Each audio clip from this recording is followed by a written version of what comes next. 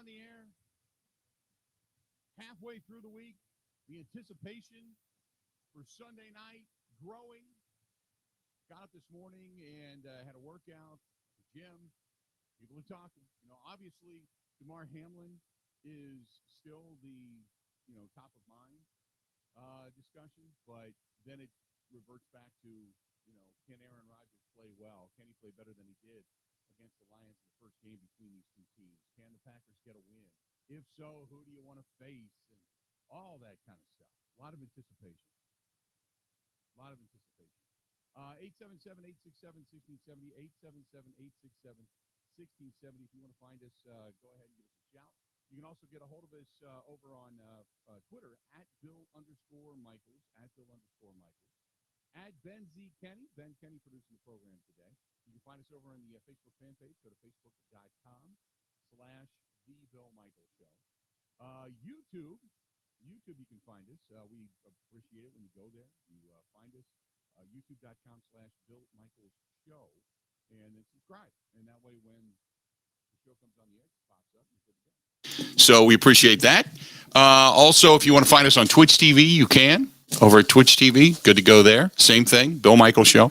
You can find us email, thebillmichaels@gmail.com, thebillmichaels@gmail.com. The website, simply thebillmichaels.com. And then you can listen to us on all the podcasts afterwards. You can find us on Apple. You can find us on Spotify. You can find us on Google, all the different podcast platforms. So there you go. That being said, Ben Kenny, how you doing today? Good. Wednesday, dreary, weather stinks. Other than that, I'm good. College football is ending this coming Monday, and I'm a little sad. Yeah. The college football thing, is it anticlimactic because it's also going to coincide with football in the NFL style this weekend as well? No, it always does. It always lands on this. Well, it's on Monday night. Yeah, so it just doesn't it's standalone. Well, the standalone championship game always feels different. But the bowl season this year, it just didn't feel like bowl season, did it? Oh, it did for me, 100%. Did it? I mean, the games were unbelievable from start to finish. I also like when I go and work out after the show, the games I watch all of them. I try to catch as many as I can. The bowl season was absolutely amazing from start to finish. Yeah. It felt like one of the better ones in recent memory, frankly. I don't know. Maybe it's just because Christmas and New Year's and such fell on a weekend. I'm accustomed to getting up on New Year's Day, watching the Rose Parade, and it didn't have that because everything happened on a Monday. It was weird. After everybody, I know it was a national holiday and such, but we were still working, and I didn't get up fired up to go watch the Rose Parade. I got up to go work out and take a shower and come to work. And I don't know. It just didn't feel right this year. Nothing felt right this year, to be honest with you. It was a weird year. I was just talking to our guys from Bud Light, and we were talking about the same thing. Like it went from Thanksgiving to boom, New Year's. Here we are. It's like the rest of it was just a complete blur this year. Just flew by. I don't know why, but it did. At least it seemed that way. 877-867-1670, 877-867-1670. Angela says, I agree about the bowl season, Bill. It felt weird this year. The Rose Bowl parade was a day late. Most people had to work. There you go. Right? It was just a weird year. I don't know why. But Ben Kenny is destinational viewing for you. So regardless of where you're at, what you're doing, whether you're in the studio or not, you got it on anyway. Yeah, I mean, not to litigate, but like the New Mexico Bowl was great. Go back to December 16th, the Duluth Trading Care Bowl. You move forward. The Frisco Bowl was a banger. Things of that nature. I could go on and on. Yep. No, I agree. 877-867-1670. You want to find us, please feel free to do so. Now, the game the other night, on Monday night, that had the just tragic scene of DeMar Hamlin on the field, and the question was nothing but how is he going to be? Did you read that he had 2 cardiac arrests, Ben? Did you read that? I don't know where I read that, but I was trying to find it, and they said he had not 1 but 2 cardiac arrests. I did not see that. I didn't realize that. And they said that he had 2. and that I guess one was in the ambulance on the way to the hospital. And now, while his uncle, I guess, is in Cincinnati and he's been talking to some media there, and I believe to the ESPN reporter as well, but he is down to 50% oxygen, which is a really good sign. But to take pressure off of his lungs, they had to roll him over last night. I don't I don't know. I'm not a doctor. I'd never heard of that, to take pressure off the lungs. I guess the lungs are more towards the back, towards the front. I don't know. And then how do you have the breathing tube in when you're rolled over, kind of face down? I guess that's I don't know. It's I mean, hey, as long as he's alive, I guess is fantastic. But I just it was a weird scenario. I was trying to figure out how they were doing that or why they were doing that. They said to take pressure off of his lungs, but I didn't know laying on your back put pressure on your lungs. But the good news is he's down to 50% oxygen. His vital signs are even better. But it's his health that's the most concerning, and he's doing better. All the prayers, the prayer visuals, and such. I saw that they had another one last night in Buffalo up at the stadium, and many people, many different gatherings of Bills fans, even Bengals fans, still outside of the hospital and such. Um, but then the NFL yesterday said that they are not going. They're going to postpone that game. They're not going to play it this week. The discussion now is that after this week, after the games, after week 18, everybody's going to get a bye and let the Bengals and the Bills play either Saturday or Sunday back in Cincinnati to determine who gets the top seed in the AFC, and then start the playoffs up, and thus eliminating the week before, that week bye between Super Bowl, or between the NFC and the AFC championship games, and then Super Bowl. Um, and I guess if that's, what everybody wants and all the teams agree to it, I don't think the Packers would certainly mind getting a week off. I don't think any team would mind getting a week off at this point. Which would mean that the teams that do get a bye would have 2 weeks off, except for if it's the Bills or the Bengals getting the top seed in the AFC, they would just start playing after that. They would have the 1 week off. But it's just an interesting scenario that they're just not. They're not going to, because there's so much, I guess, seeding and such, and fairness relying upon that game, that they don't want to give up that game. Does that sound about right, Ben? I mean, I don't know if I necessarily agree with it, but does that sound about right? My sense is they might just not play it at all.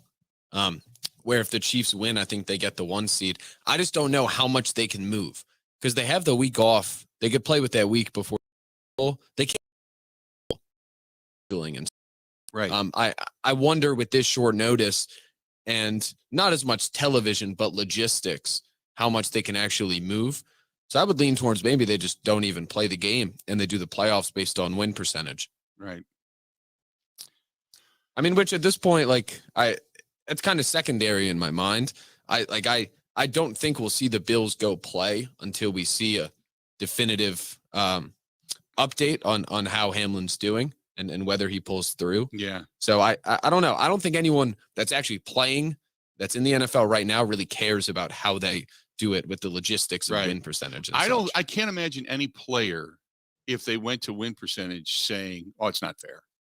Oh, well, we worked so hard and this and that," and because this is unprecedented. It's not like the lights went out or the stadium flooded or there was a snowmageddon. This is a guy that almost died on the field. I don't think anybody would be that callous to say, "No, we earned it. We want to do it on the field. Let's go."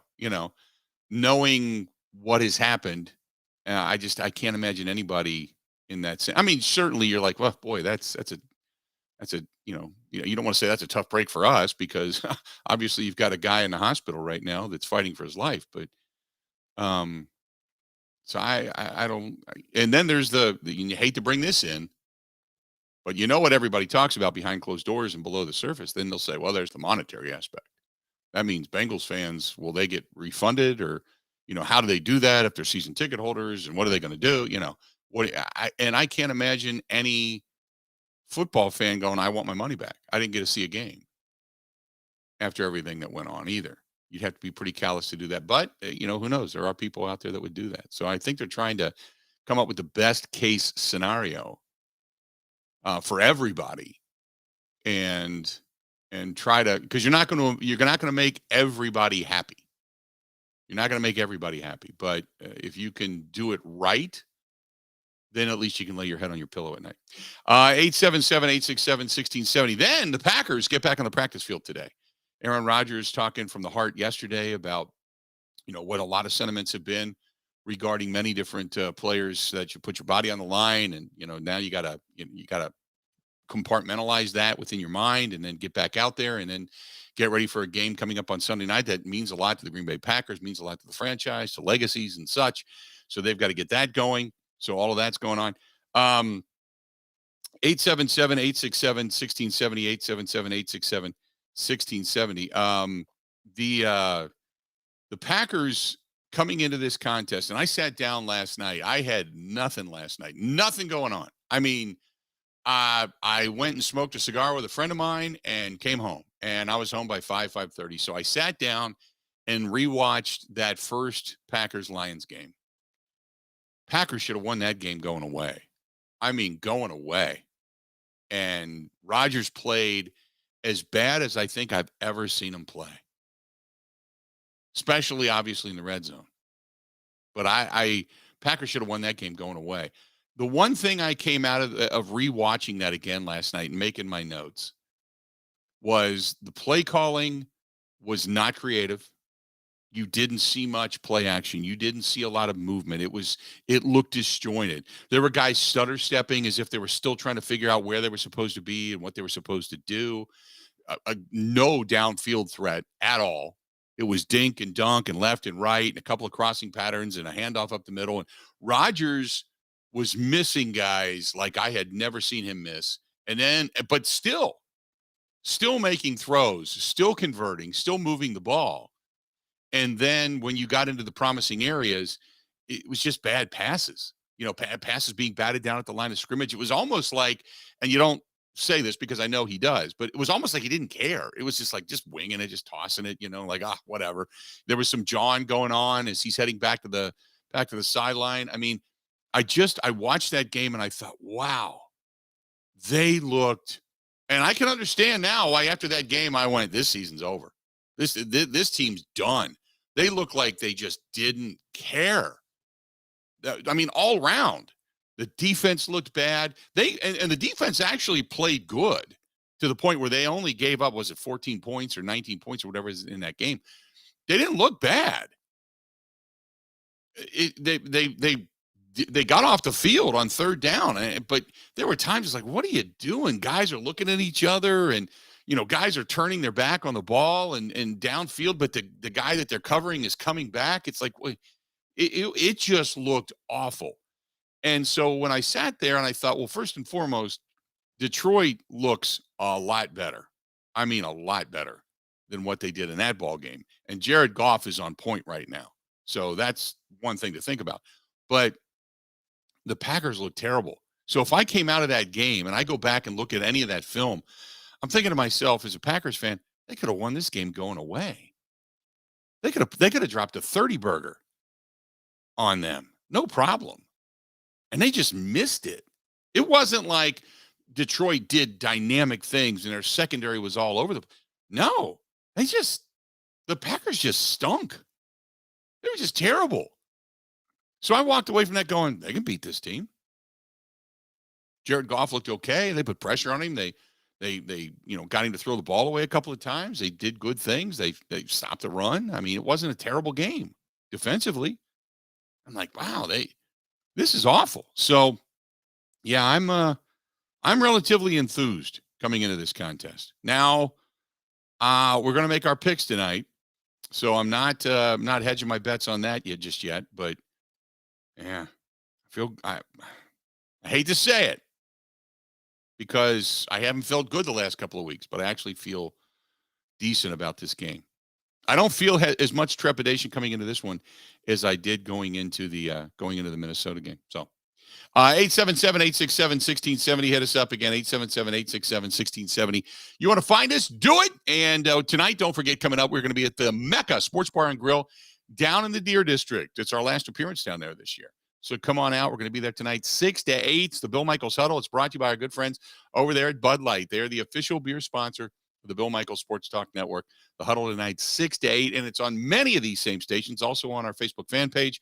You can follow us there on YouTube, too, is on Twitch, on Instagram, or not Instagram, on Twitter. You can find us all over the place. So join us tonight, won't you? Stay tuned. More of the Bill Michaels Show next. This is the Bill Michaels Show on the Wisconsin Sports Zone Radio Network. Even when the weather outside is frightful, your energy bill could be much more delightful. Hi, I'm Gina Della from Pella. Replacing drafty windows and doors can dramatically lower your energy costs. Pella Windows and Doors of Wisconsin offers some of the most energy-efficient windows in the industry, designed to keep the cold outside where it belongs. You'll help kick the January blues when you choose to book by the 31st for 0% interest up to 2029. You heard that right. No interest up to the year 2029 if you book by January 31st. Pella's premium wood windows and patio doors feature distinguished craftsmanship and nearly endless possibilities, with maximum design flexibility in dramatic sizes, custom colors, finishes, profiles, product types, and more. Hurry! To get the 0% interest up to 2029, you have to book by January 31st. Visit PellaWI.com. Certain restrictions apply.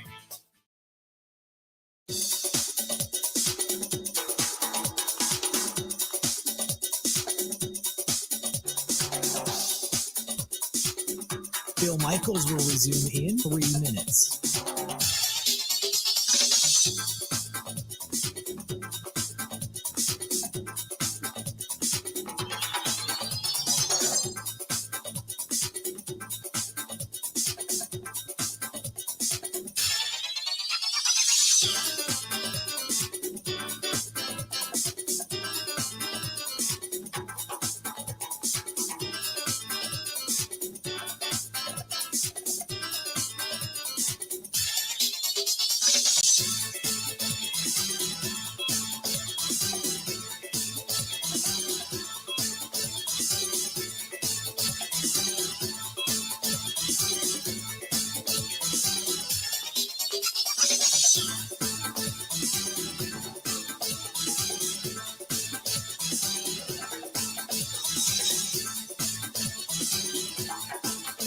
Bill Michaels will resume in 2 minutes.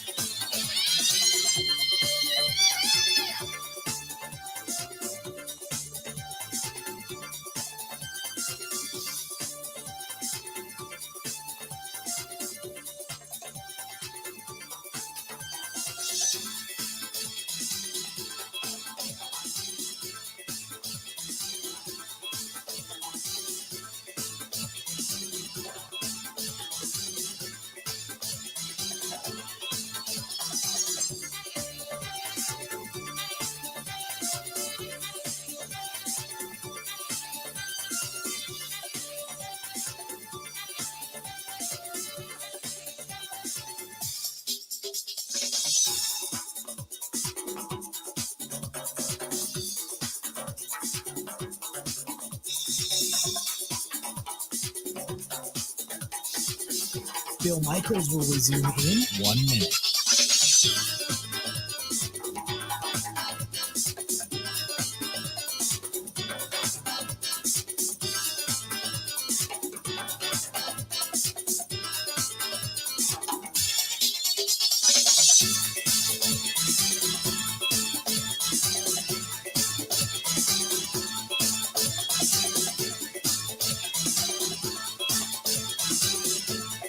Bill Michaels will resume in 30 seconds.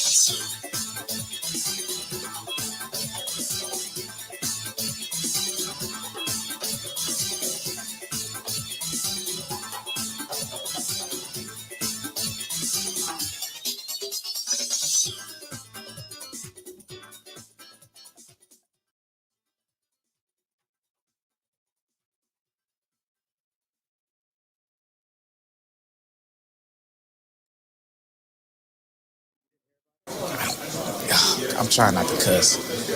I don't care. I just want to play football and go home. But you're holding me right now. I just want to go home and play Pokemon. Go home and play Pokemon? Yeah, Pokemon. Yeah. Don't do that. You can't disrespect Pokemon like that. Pokemon.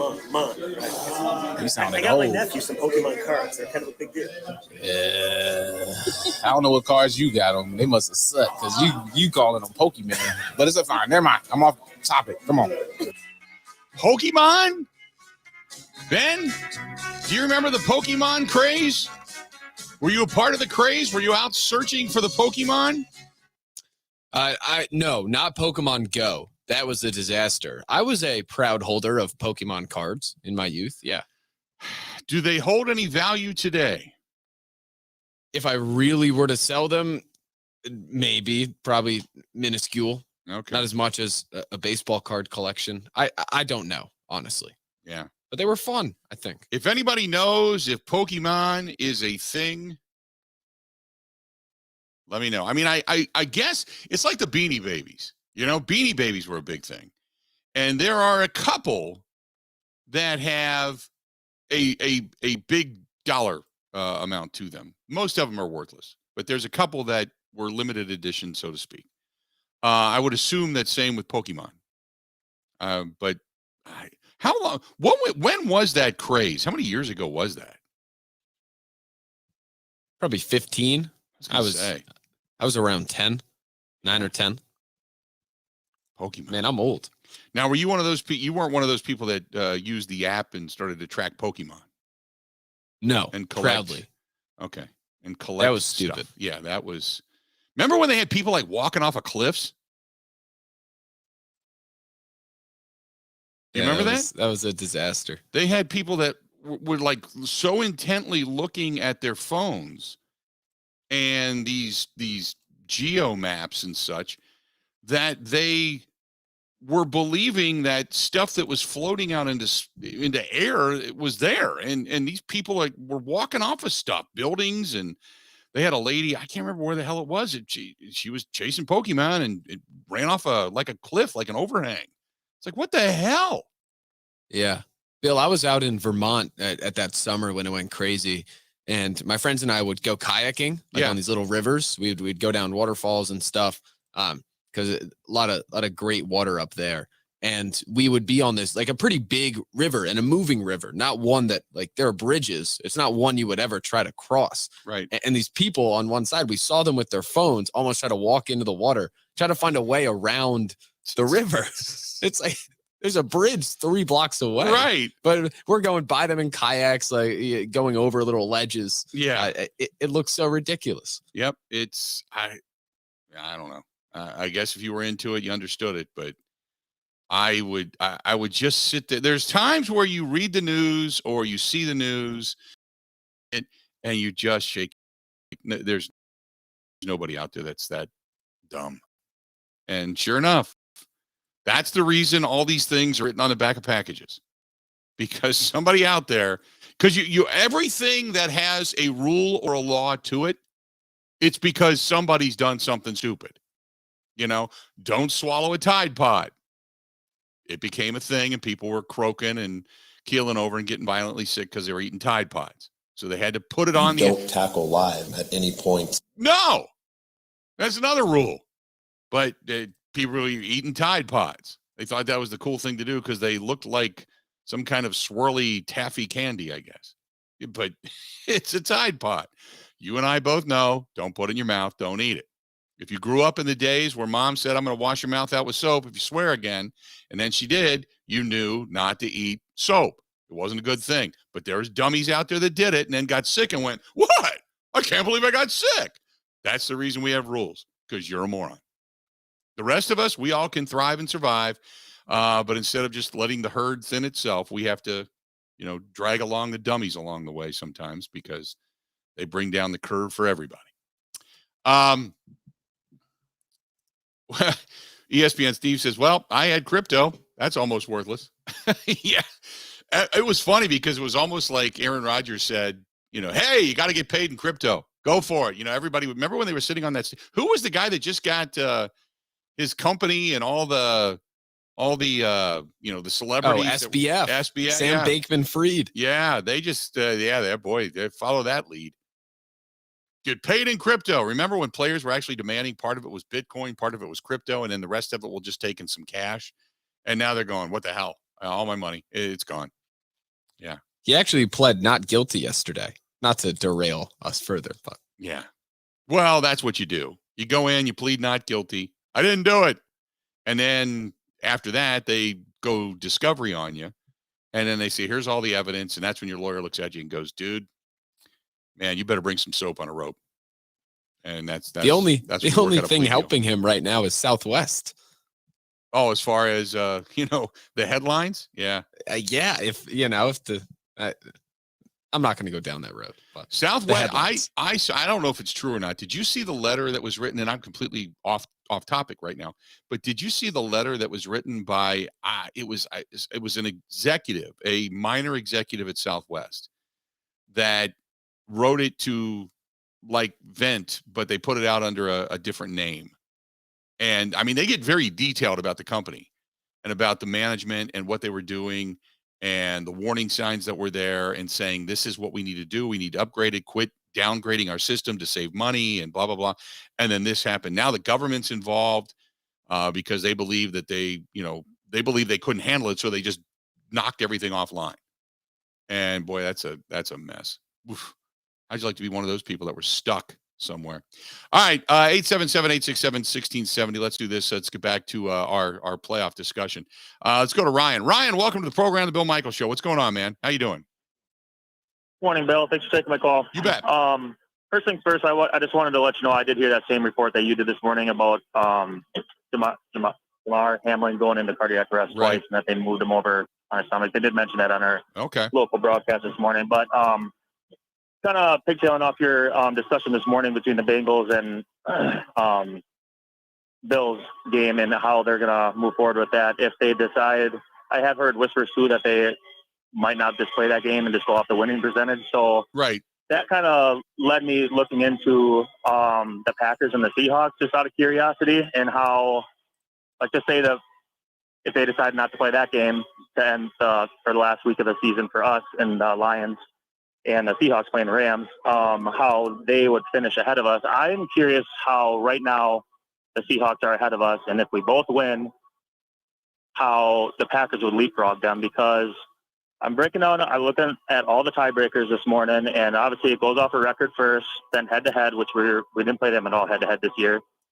Then it goes to division record, and this is the order off of NFL.com, so whether or not you think that would be accurate, but so then it goes off division record. We're both 4-2 if we both win. And then NFL.com has common games next, but I've also read that conference games are supposed to be first. So yeah, conference game, intra-conference wins, and if the Packers beat the Lions, that would be an intra-conference win, and that would put them above them. Yep, exactly. So, but the Rams are playing the Seahawks, so that's also inter-conference. So looking at the conference records, we're already ahead of them. They're 5-6, and we're 6-5. And if they win, they'll be 6-6, and we'll be 7-5. So I don't get how they're ahead of us right now if it's on conference games. I'm just looking for some clarity on that. So that's been my you're getting into the all morning. You're getting into the Pythagorean theorem of the NFL football. It's great. Appreciate the phone call. That's a great question. I don't specifically know, to be honest with you. I don't specifically know. I'm just kind of going by what it is we're fed. And that's a great question. Seahawks.com, Bill, says that if the Lions and the Seahawks win, the Seahawks obviously go because they beat the Lions. But if the Seahawks and Packers both win, Green Bay would advance due to a better conference record. Okay. So Green Bay would then advance because of a better conference record if they won out. So, okay. Now, I think the reason Seattle's in the spot now is because they beat the Lions. I don't know. It hurts my brain. Yeah, if it was because that would be the head-to-head, so they would be over the Lions. But why would that be over Green Bay at this point? Because all three are tied? I don't know. Okay. I wouldn't, yeah. That's what he's asking is, if that's the case, then why are they even ahead of us to begin with? And I honestly, I don't know. I see when we get into that, there's a logic to it. I understand that somewhere along the way, there's a logic to that, but I don't. What I always look for is down the road and not what is the current, because what ultimately means something for the Green Bay Packers anyway is down the road. What happens if they win? So my Pack fan says it's because Seattle beat the Lions and the Lions beat the Packers. That's why right now they're ahead, which makes sense. Maybe it's just as simple as that through the head-to-head and in the common opponent. Maybe that's what it is. That's probably a good possibility. Yeah, you're right. Yeah, there wouldn't be any math today. I'm sorry, Tom. Tom said there wouldn't be any math today, and I'm yeah, right. All of our heads hurt. All right, let's do this. We're going to take a quick break. We're going to drink. We're going to come back and get back at it. 877-867-6070. This portion of the program brought to you by our friends at Pella Windows and Doors of Wisconsin. They've got terrific deals going on right now. No interest, no down payments, no financing, nada, no payments, no interest, no money down. You're good to go right now. You got to check it out. Psst, between you and me, got to check it out. Go to PellaWI.com. That is Pella, P-E-L-L-A, PellaWI.com, or call them 855-PELLA-WI. I am a proud Pella owner. I love them. I love the fact that they keep the heat in and the cold out. The great room downstairs does not change. I love it to death. And ever since I got that new door, everything has been perfect in the house temperature-wise. And it hasn't fluctuated at all. Absolutely love it. I could swear by these things. I'm telling you, if you're thinking about new windows and doors, making your home more economical, more beautiful, more valuable, go to Pella, P-E-L-L-A, PellaWI.com. That is PellaWI.com. Covering Wisconsin sports like a blanket. This is the Bill Michaels Show on the Wisconsin Sports Zone Radio Network.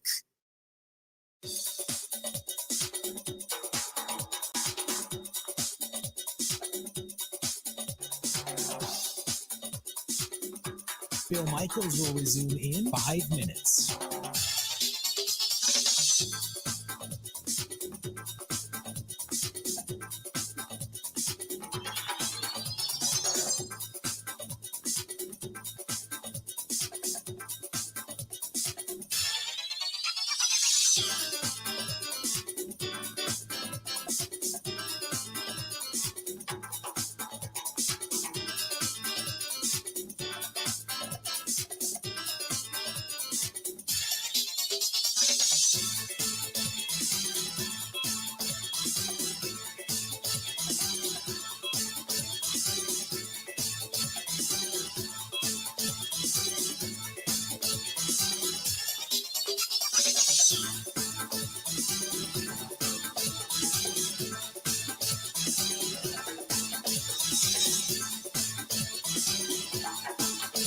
Bill Michaels will resume in 4 minutes.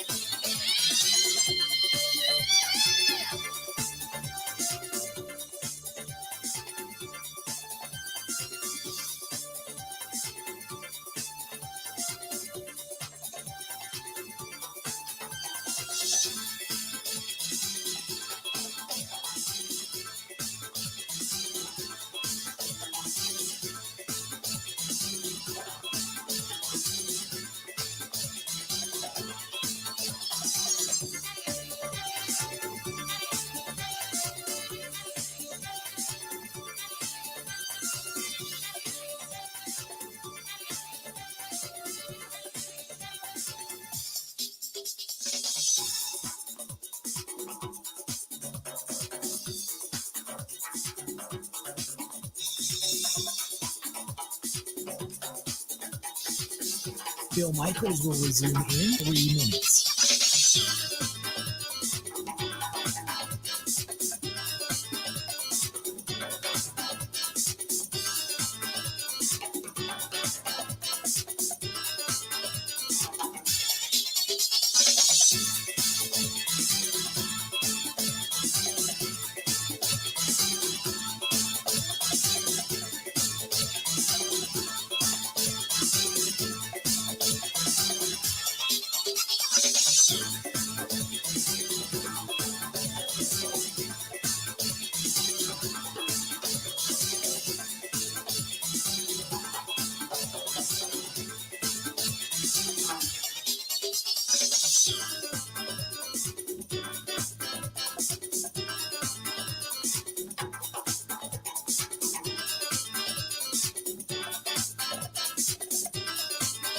Bill Michaels will resume in 2 minutes.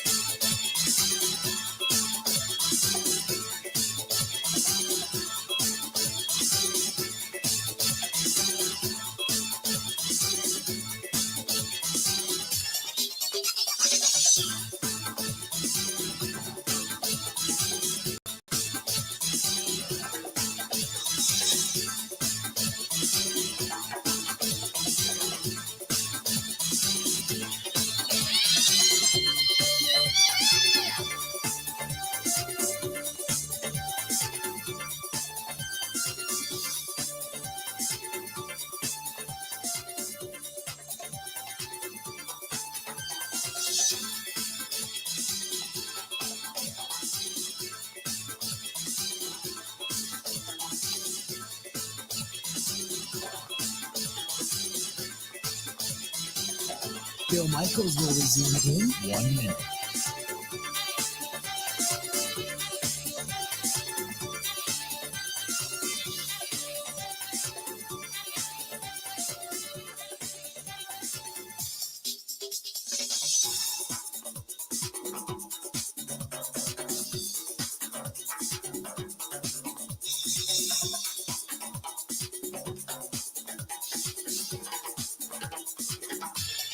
Bill Michaels will resume in 30 seconds.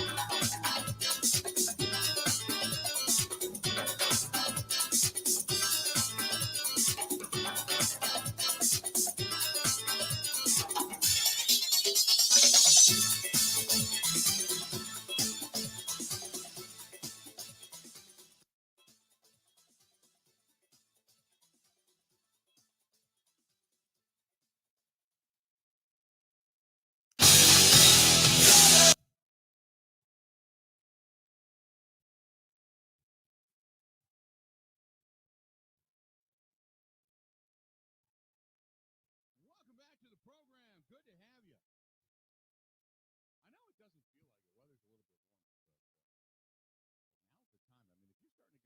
you know what, this might not be a bad way to go once the weather breaks. And that as far as thinking about summer, maybe thinking about boating a little bit, huh? How about our friends at Skipper Buds? Great place to go out in Pewaukee. My buddy Todd is the GM out there. Good dude, good people, great service. But see, Todd, they have boats, and they're getting back to the pre-COVID inventories. They're starting to get more and more and more in. As a matter of fact, I had a friend of mine who was down in Cunis today, and he said, "Oh my God, they've got a ton of vehicles there." So it's like pre-COVID days again, and it's same thing for boats. So if you're thinking about a boat, and right now they're just pouring in, and even some of last year's are coming in because the parts. Time to make a deal. Get a hold of our friends at Skipper Buds, 262-544-1200, 262-544-1200, and get a hold of my buddy Todd over there because he's the GM, and he'll give you the hookup, no doubt. 877-867-1670, 877-867-1670. You want to find us, please feel free, go ahead and do so. Give us a shout. Hey, Ben, is the Seattle game coming up on Sunday? That's an afternoon, a late afternoon game, right? It's not the evening game, obviously. But it's a late afternoon game. That's what I thought. I think so. Let me check. Yeah, I think it is. I think Seattle plays. So we'll know. 3:30. Okay. So the Rams and the Seahawks playing in Seattle. The 3:25 or 3:30 game, whatever the hell it is, at Lumen Field. The Lions will know if they have a shot at getting to the postseason or not. If it's going to be them, Seattle, or Green Bay, or if it's just going to be Seattle or Green Bay. You know, so 877-867-1670. If you want to hit us up, do so. This one is from now the Bengals and the Ravens game is still listed as a TBD. Somebody just asked me, have the Bengals rescheduled that game? They haven't rescheduled the Buffalo Bills, because the Bills are actually scheduled to play a noon kickoff on Sunday, noon Central Time on Sunday, against the Patriots at home at Highmark Stadium. But Cincinnati and Baltimore are supposed to play in Cincinnati on Saturday. They have not set the time for that game as of yet. which is a little weird. But that they wanted 3 standalone games that meant something on Saturday. And Cincinnati and Baltimore clearly are vying for the top spot in the AFC North. And Cincinnati's vying for jockeying position in the AFC. If Kansas City wins, then Kansas City automatically is the number 1 overall seed anyway in the AFC, and they're taking on the Raiders out in Las Vegas. The Titans and the Jaguars fighting for their division, and that's a 7:15 game on Saturday night. So really good football on Saturday. I mean, all day long. And then obviously Sunday, there's some games that are good, some games that are meaningless. The Vikings and the Bears. Vikings simply for jockeying position. Bears just, they got the cars running. They're just hoping to get the hell out of there. Like I mentioned, the Patriots and the Bills. Patriots are still fighting. The Texans and the Colts, the Jets and the Dolphins. Dolphins have a little bit of meaning there. Obviously that's a team that was vying for the postseason. The Steelers are vying for the postseason. So there's some, the Eagles are, trying to win and get in and get the top spot. Not win and get in, but win and get the top overall spot in the NFC. The 49ers are still fighting because they got to win, because if the Eagles lose, they could jump the Eagles. So there's a lot of meaningful football. And then obviously the late afternoon game as well is the Cowboys and the Commanders. And if the Cowboys win and the Eagles lose, and I mean, there's a lot of jockeying going on there. So you have meaningful football coming up this weekend. It's not all win and get in playoff ramification, but it's more so the jockeying for position and who you'll face and such. It is, I'll say this, it's an exciting weekend of football. It's an exciting weekend of football. Pac-Fan says they aren't scheduled to play on Saturday. I'm looking right at the schedule. It says Saturday, January 7th, 2023, TBD, Ravens and Bengals. That's unless they just haven't scheduled that time yet that I can see. Now, maybe I'll go to a different site. But am I wrong in this, Ben? That's what it says on ESPN. I just think they haven't decided anything yet. Yeah. It says on the NFL site, it still says TBD. It still says TBD. It says it's Saturday/Sunday, January 7th, January 8th, TBD. Maybe that's just, they just haven't decided what they want to do with that game yet. We have a media site we go to, and I'm on the media site, and it says Saturday/Sunday. So I don't know. I gotta think that they would, if it was Saturday, they would have made a decision by now. I would probably agree. I would say it's probably going to be a Sunday game. It would have to be at this point, right? I mean, but they just haven't picked a time.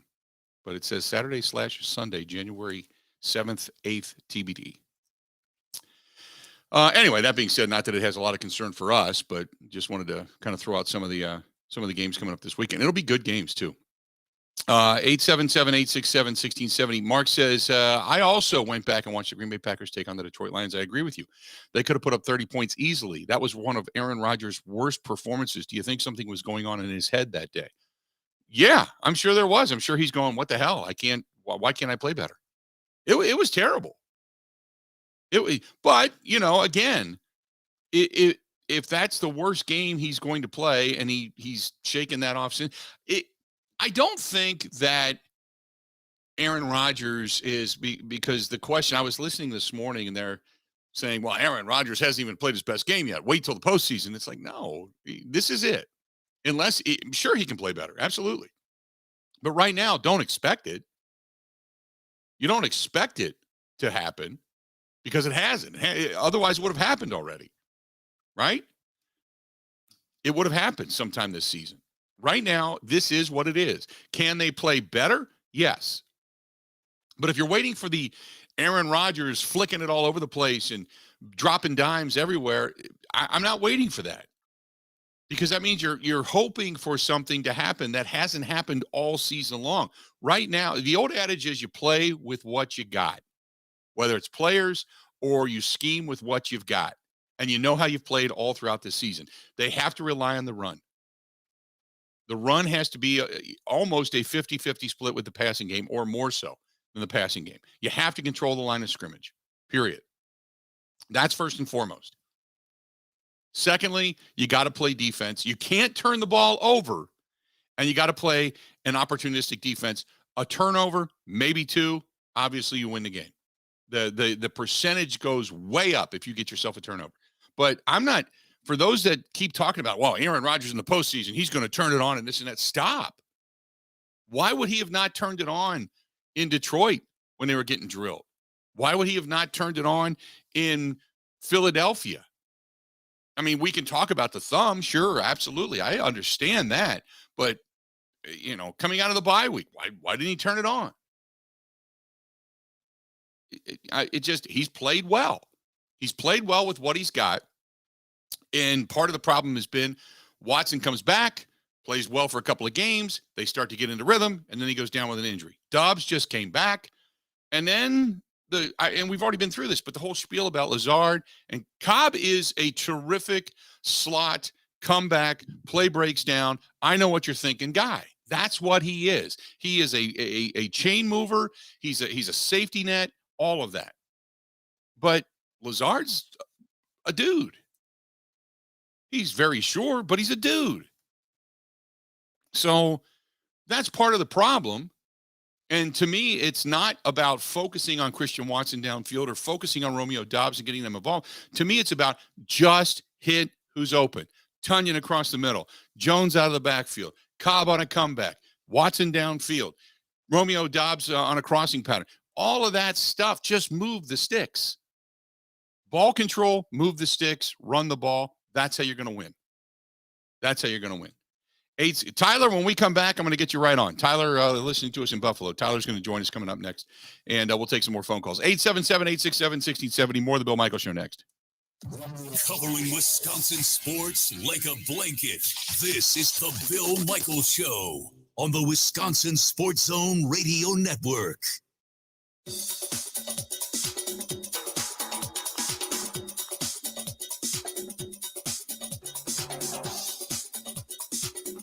Bill Michaels will resume in 3 minutes.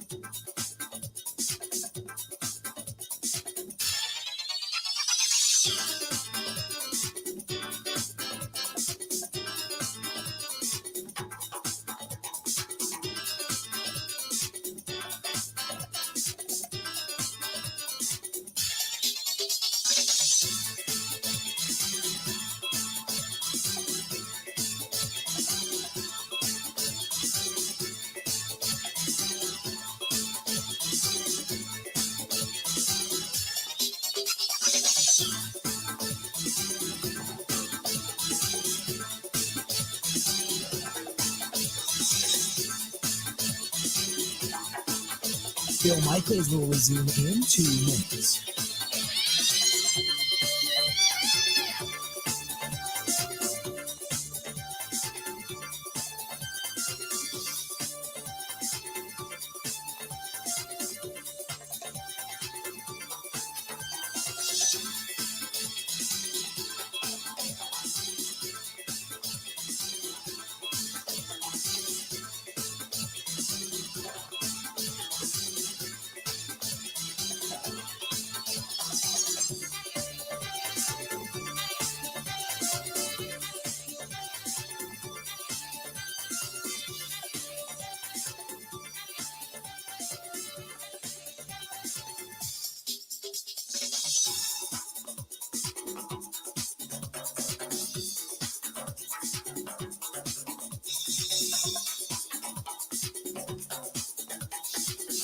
Bill Michaels will resume in 1 minute.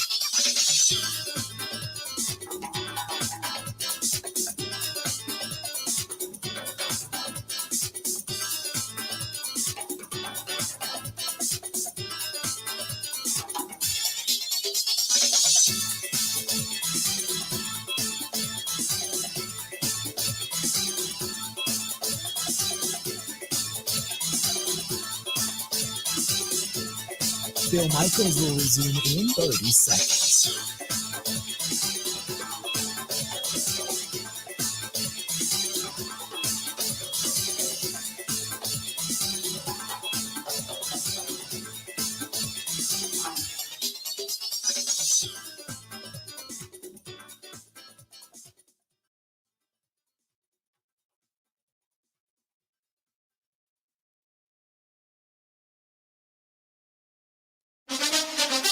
Now, in Green Bay, here's Mike Clemens. The Packers are back at practice today. Yesterday, they signed another place kicker, Matt Amendola, to the practice squad. Amendola's been with the Panthers, Jets, Chiefs, and Cardinals. Before Sunday's game against the Vikings, the Packers elevated kicker Ramiz Ahmed to the 53-man roster. But during pregame warmups, he suffered a groin injury. I asked Mason Crosby, was the plan to have Ahmed do the kickoffs while he kicked the field goals? That was the plan, yeah. They elevated him to hit some kickoffs, take a little bit off the legs. But, I think, just something in pregame, happened. And, I was, obviously I get warm and do all my stuff. But, we let a couple get out on kickoff, which, I didn't hit some balls exactly how I wanted. But, I thought we did, again.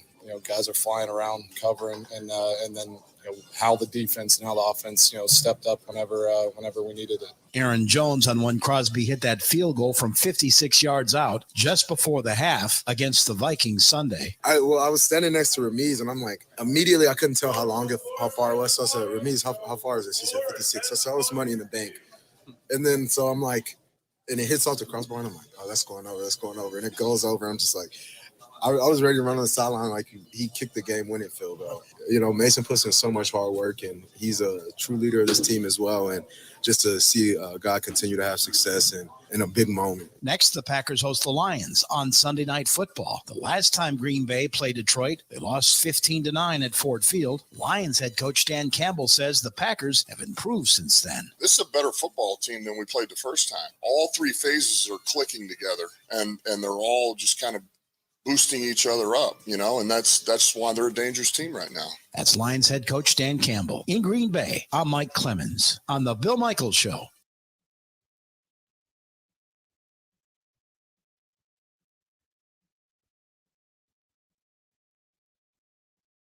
Welcome back to the program. Coming up after the top of the hour, Mark Schofield, SB Nation, going to be joining us. We'll talk with him about the rest of the NFL. By the way, Ryan sends me a note saying an NFL player retired a week after selling a rare 1998 Pokemon card for $672,000. After sell Blake Martinez. Remember him? Blake Martinez, former Packer. Next role, Pokemon thing. There you go. Going back to our Pokemon. Oh, my goodness. Blake Martinez selling a Pokemon card for over $600,000. There you go. 877-867-1670. Back at it. Let's go to Tyler listening to us in Buffalo. Tyler, how you doing today, man? What's going on? Good, man. What's up?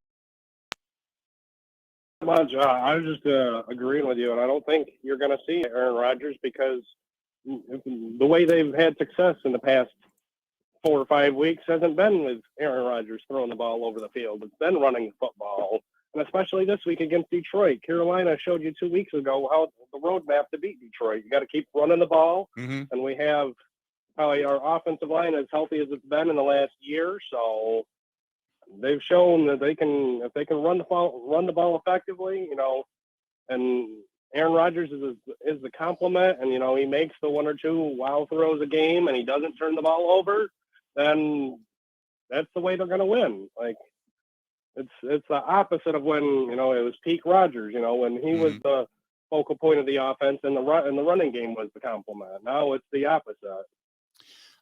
Which you're right. I mean, the Lions, Zach Krause put up a good stat. He said that the Lions are giving up 5.3 yards per carry in the run game, whether it's at home or on the road, 11 touchdowns both sides. And he also said the Lions are giving up more yardage per carry when teams run out of the shotgun, 6.7 yards per carry, which I hate, but okay, I'll take it. But I agree with you. I think the steady diet of the run game, especially at Lambeau Field, especially outside, the field plays into the Packers' favor. Obviously, it did against the Minnesota Vikings. It's going to be a semi-similar game, I guess, weather-wise, coming up on Sunday to what we had the other night. So I think it's in the 20s, if I'm not mistaken, and it'll be cool, but it won't be frigid for a January game.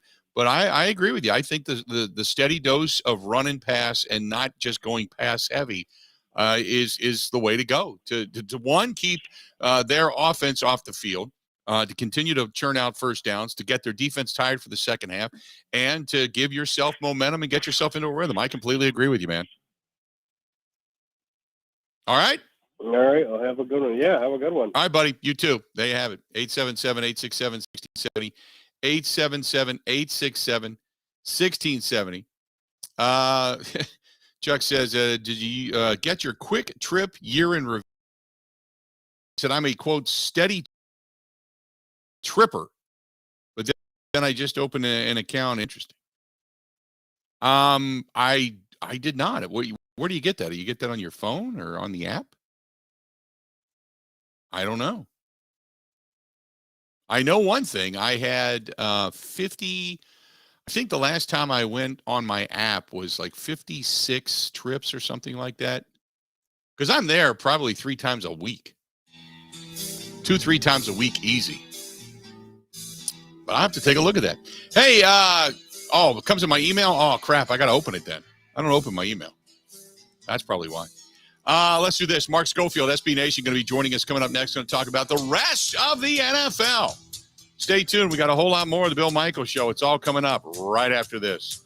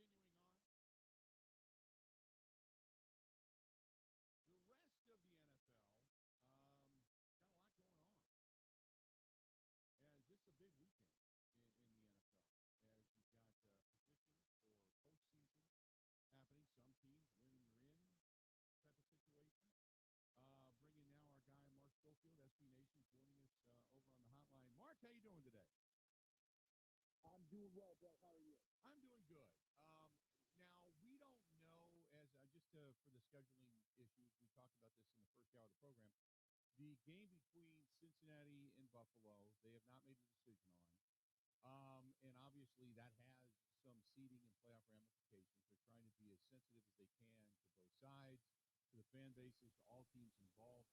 What do you think happened?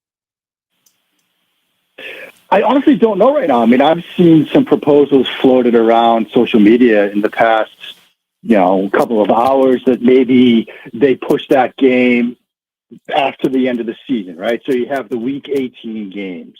Then you have sort of a week 19 where it's just that game.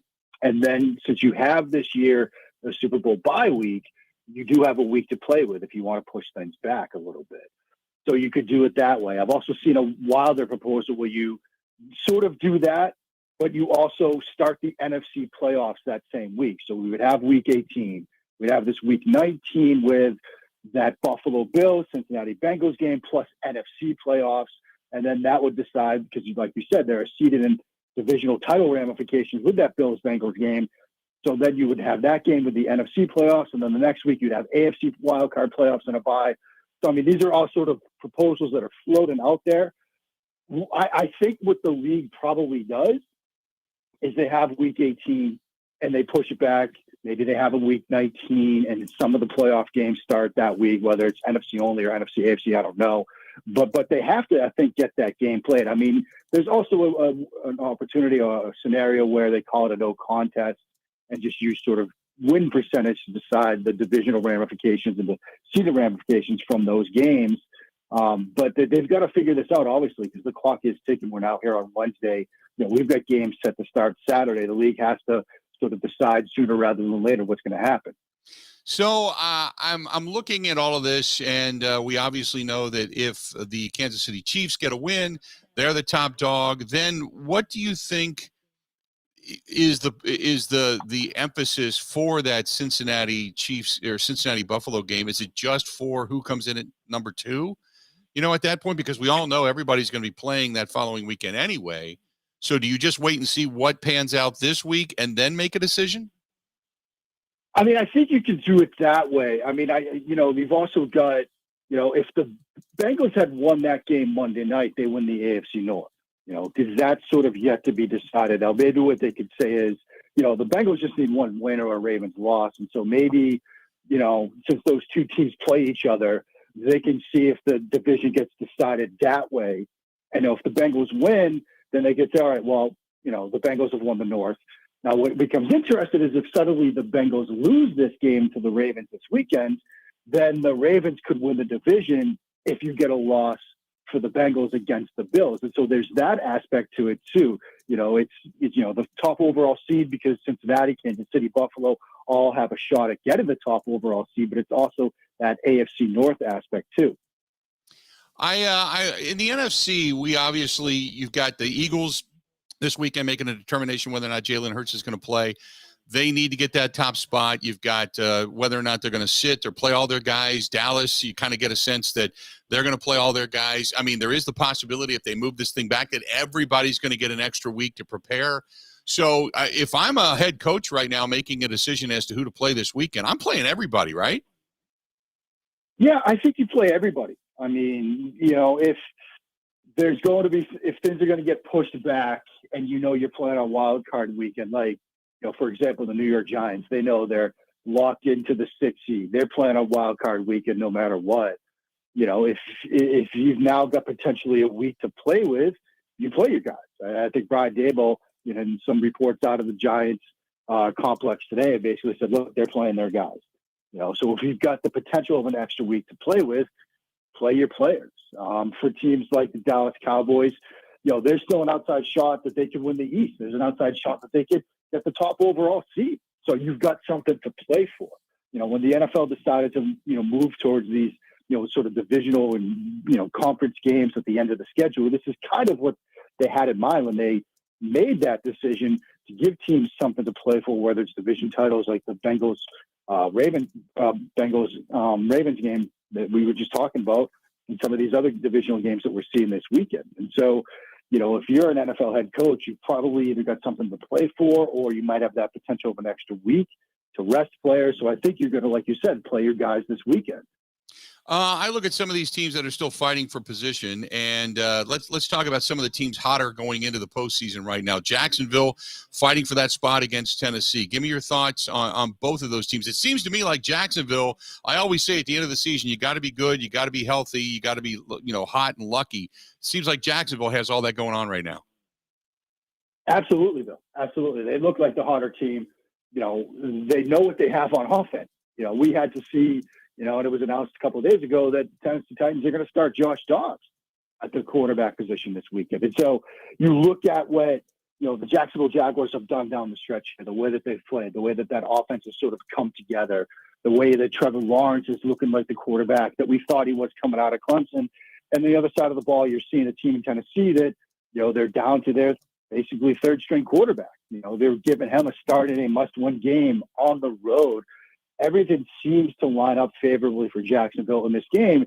And what's interesting is the Jags can theoretically get in even if they lose. There's a scenario where Pittsburgh, New England, Miami, if they all lose, even if Jacksonville loses, they'd get in. All teams would be sitting at 8-9, but they'd get in on the tiebreaker for the best record in the AFC.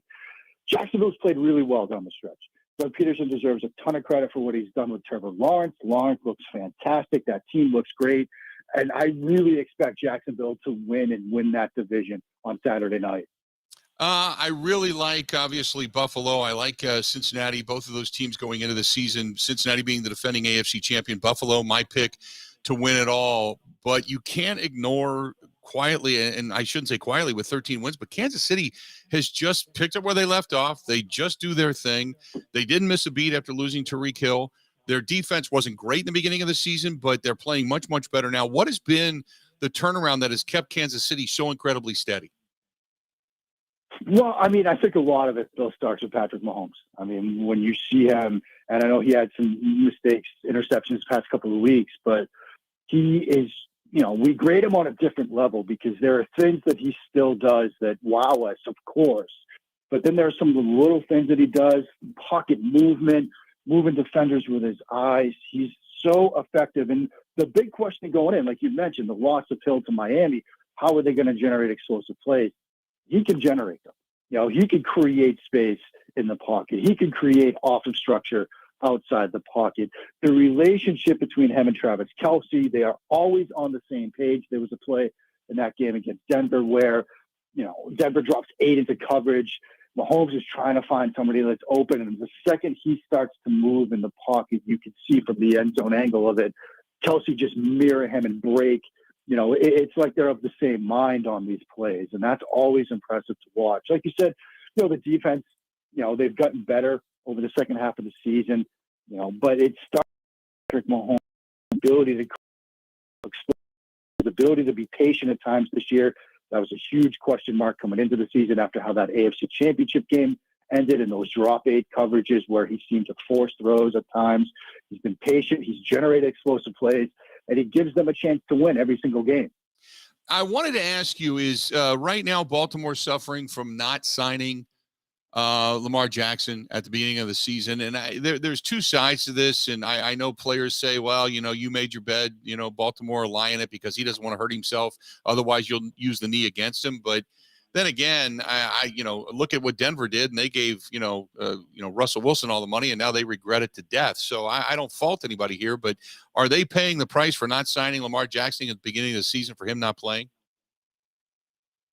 There might be something to that, because but the other thing to consider is the way that Lamar plays the position, the way he relies on his legs, relies on his athleticism in a similar way, create outside the pocket, create off structure.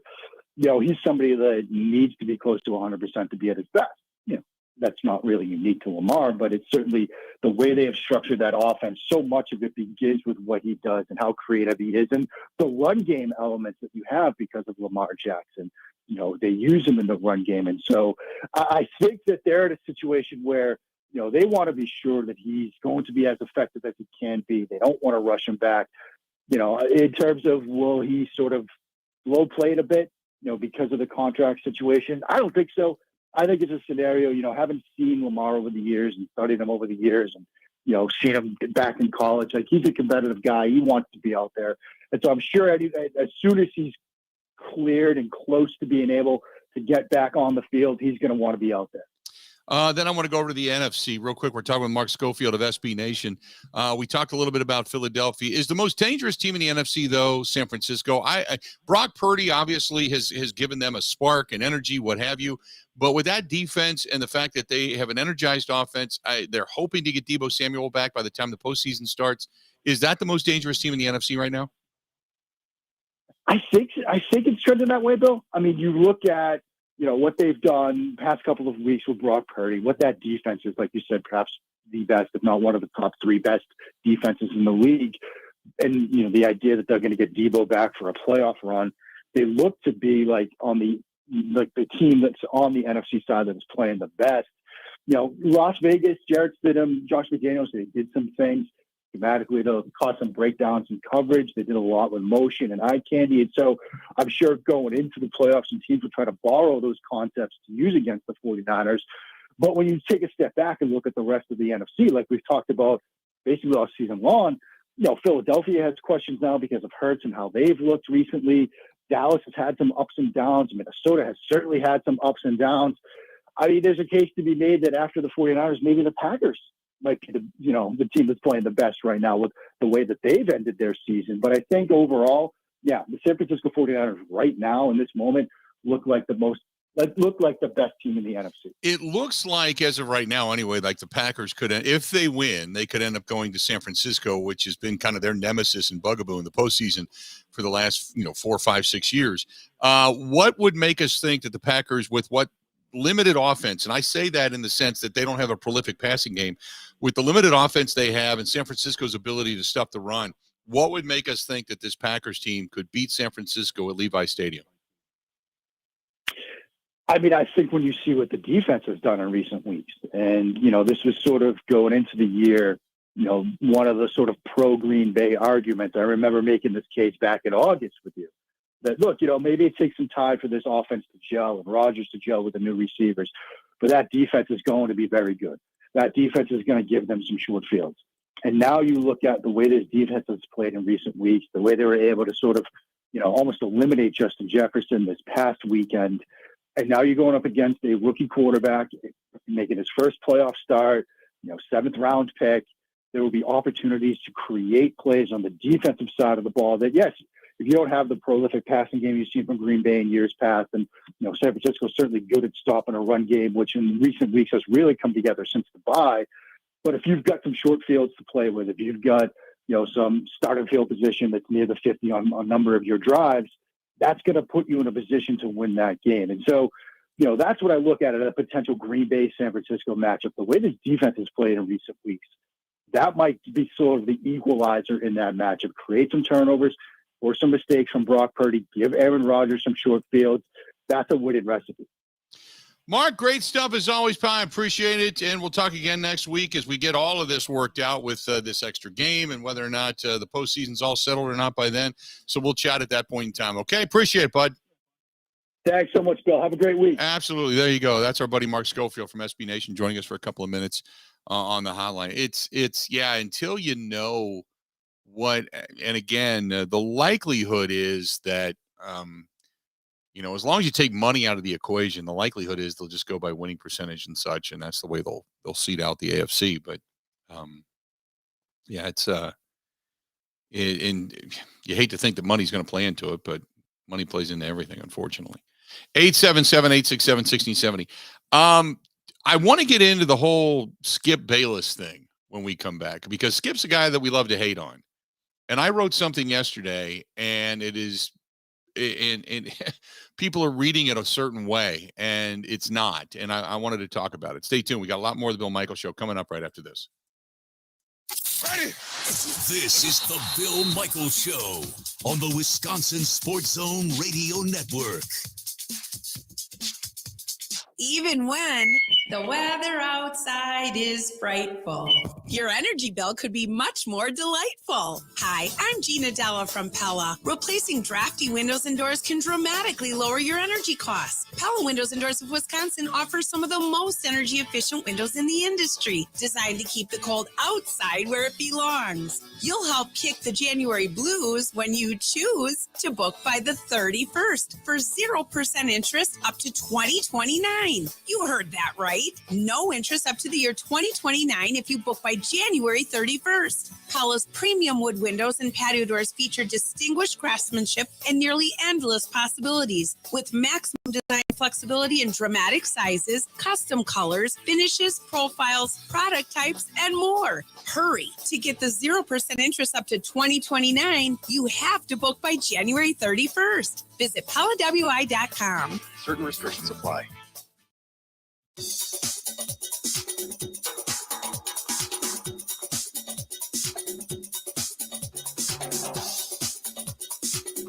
Bill Michaels will resume in 3 minutes.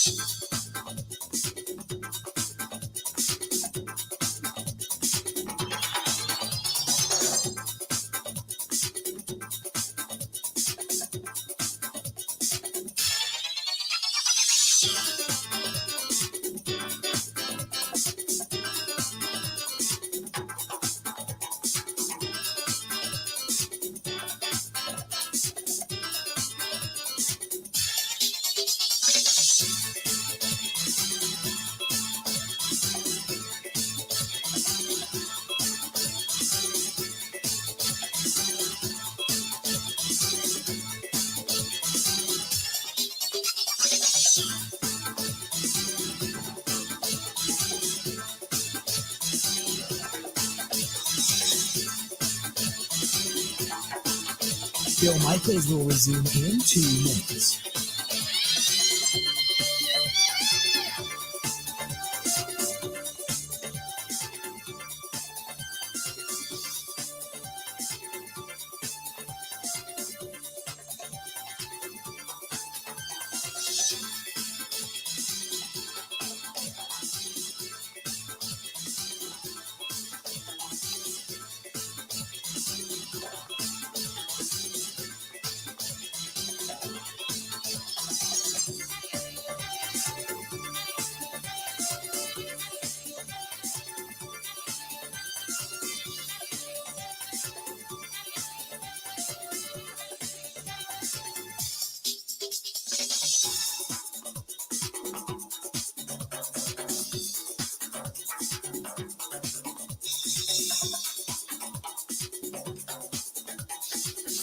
Bill Michaels will resume in 1 minute.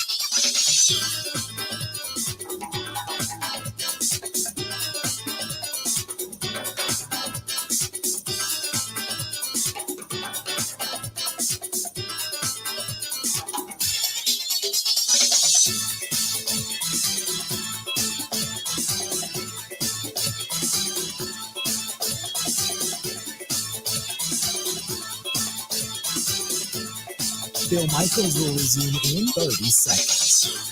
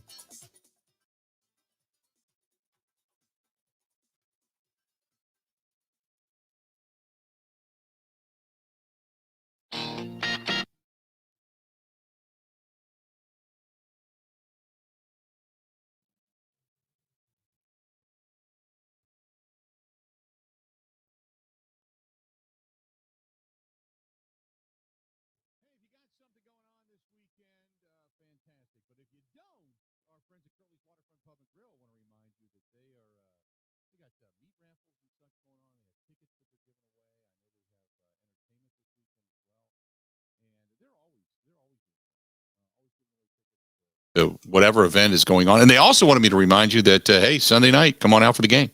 Curly's Waterfront Pub and Grill, right there on Pewaukee Lake. Stop in, say hi. They always have something good going on. All right, I wanted to bring this up because it's, sometimes we read things and we say, okay, this is what we want to see. And sometimes we read it and we're like, okay, it's exactly what it is. Yesterday, I wrote a piece over on the Facebook fan page, and I posted what Skip Bayless, and I purposefully put the time on it. Or I left the time on it as well, but I went, because I didn't want to get into the Skip Bayless thing yesterday. But Skip Bayless said the other night, on Monday night, he said, no doubt the NFL is considering postponing the rest of this game. But how? This late in the season, a game of this magnitude is crucial to the regular season outcome, which suddenly seems so irrelevant. Okay? So the first portion of this is all about the game and magnitude in the season. And then at the very end, it's which suddenly seems irrelevant. That was the tweet that pissed a lot of people off. And some of you have said exactly what the issue is. They said, well, he's right. He just said what we were all thinking. Right. But you didn't say it. The time on that, the timestamp is 9:30 p.m. Eastern time. Did you see that? While Damar Hamlin was laying on the field, getting CPR to get his heart started again, that's when Skip tweeted. It's what he said is not erroneous. It's when he said it. It's when he said it. When everybody else is praying for a guy, guys are crying. There's clearly something more significant going on than just an injury. And that's what Skip tweeted out at that point in time. That's why people were upset. And so people that are responding to this, and there's over 250 comments, people that are responding to this, you missed the point. You missed the point. I left the time on there on purpose. And that's where the arguments have begun. People say, well, let me start by this. I personally can't stand Skip Bayless on face. His thoughts seem inconsiderate, but what part of it isn't true? It's not about what isn't true. That, okay, take that example.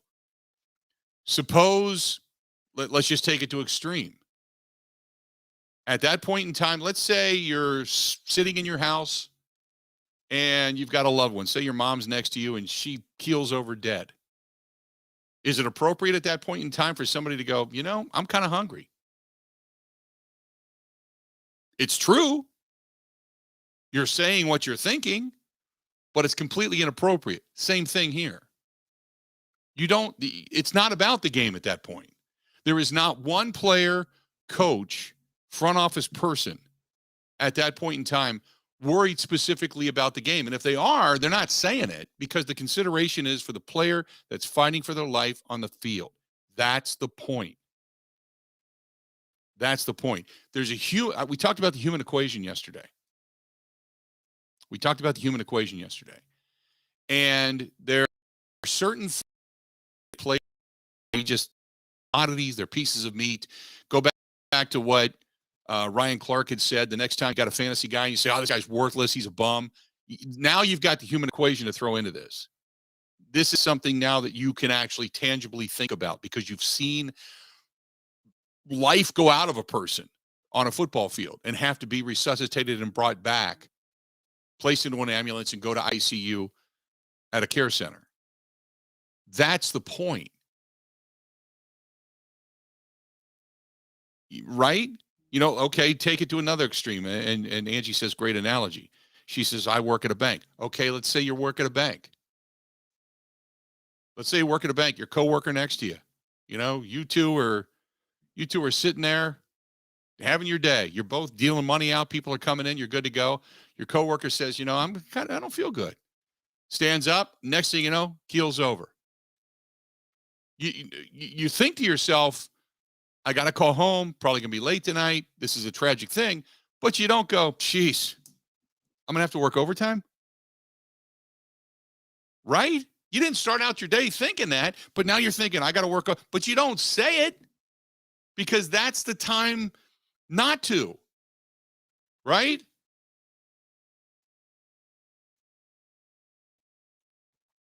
Thomas, what he talks about the NFL being all deception. Are you that stupid? Are you really? Thomas, you're gone, man. You're off the chat and you're banned forever. Goodbye. There are certain things that you just don't do at certain times. And that was my point in all of this. When we come back, you're going to hear the arrogance of Skip Bayless and from a player's perspective of Shannon Sharpe on this, because yesterday, Shannon Sharpe did not appear on the show, and many wondered why.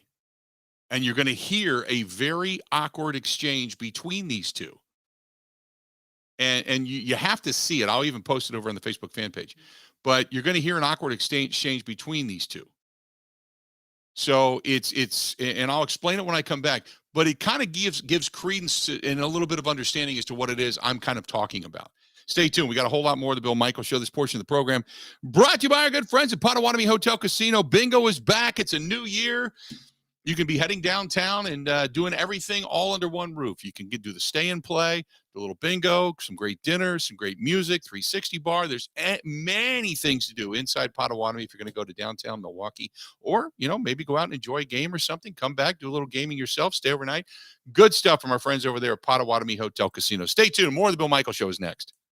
This is the Bill Michaels Show on the Wisconsin Sports Zone Radio Network.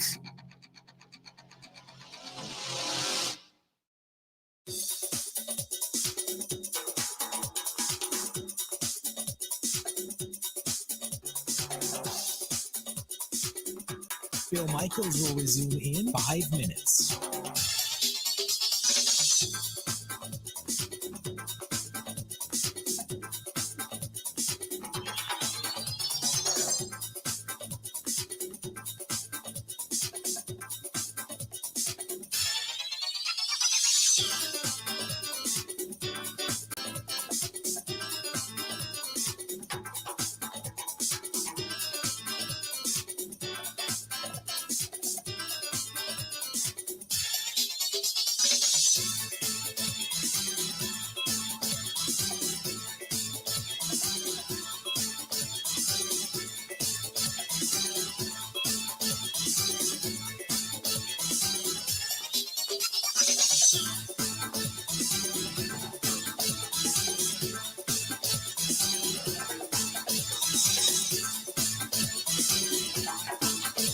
Bill Michaels will resume in 4 minutes.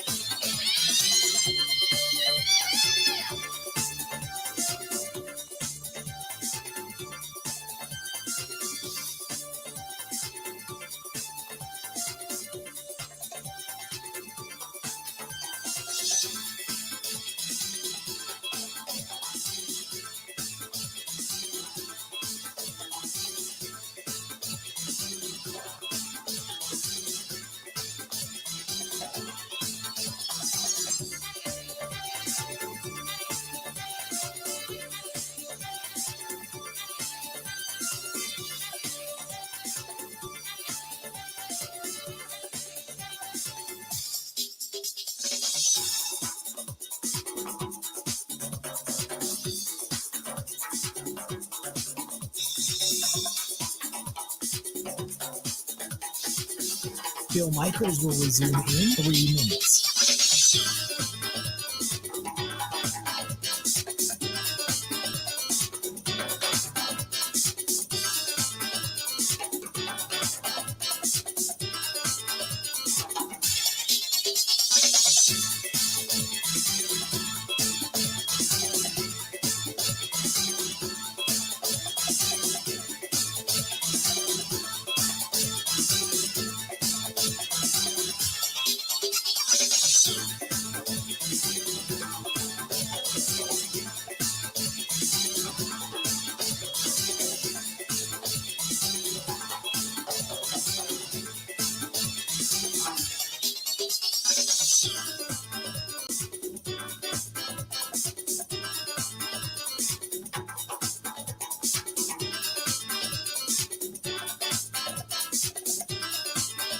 Bill Michaels will resume in 2 minutes.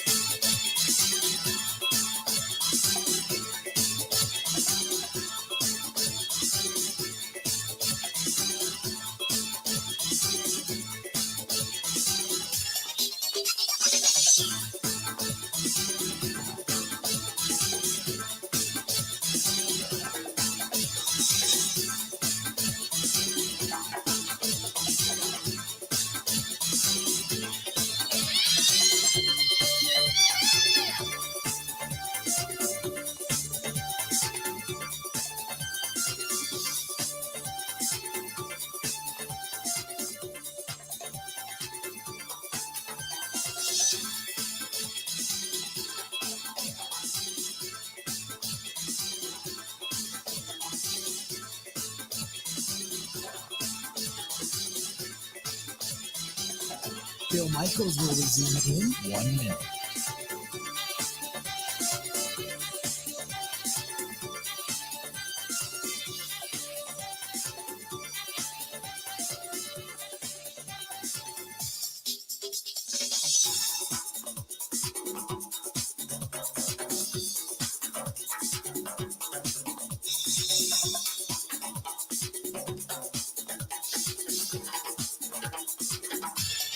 Bill Michaels will resume in 30 seconds.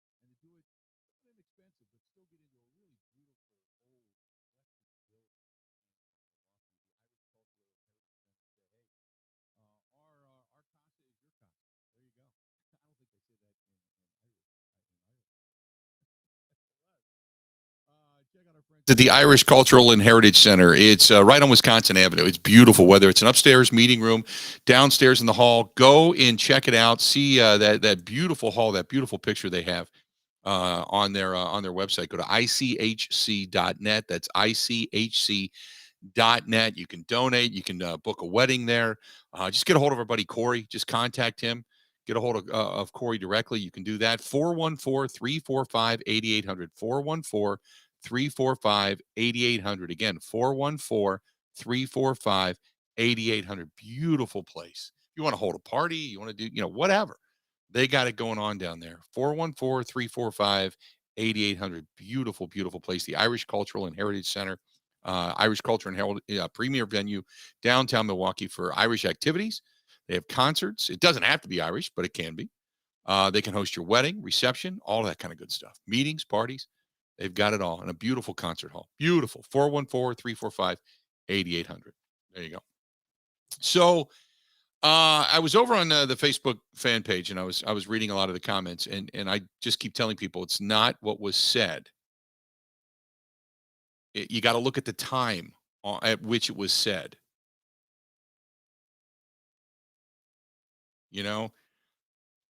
It's you have to understand the timing of it, which is what a lot of people, specifically players, took exception with. Now, I'm going to set this up for you.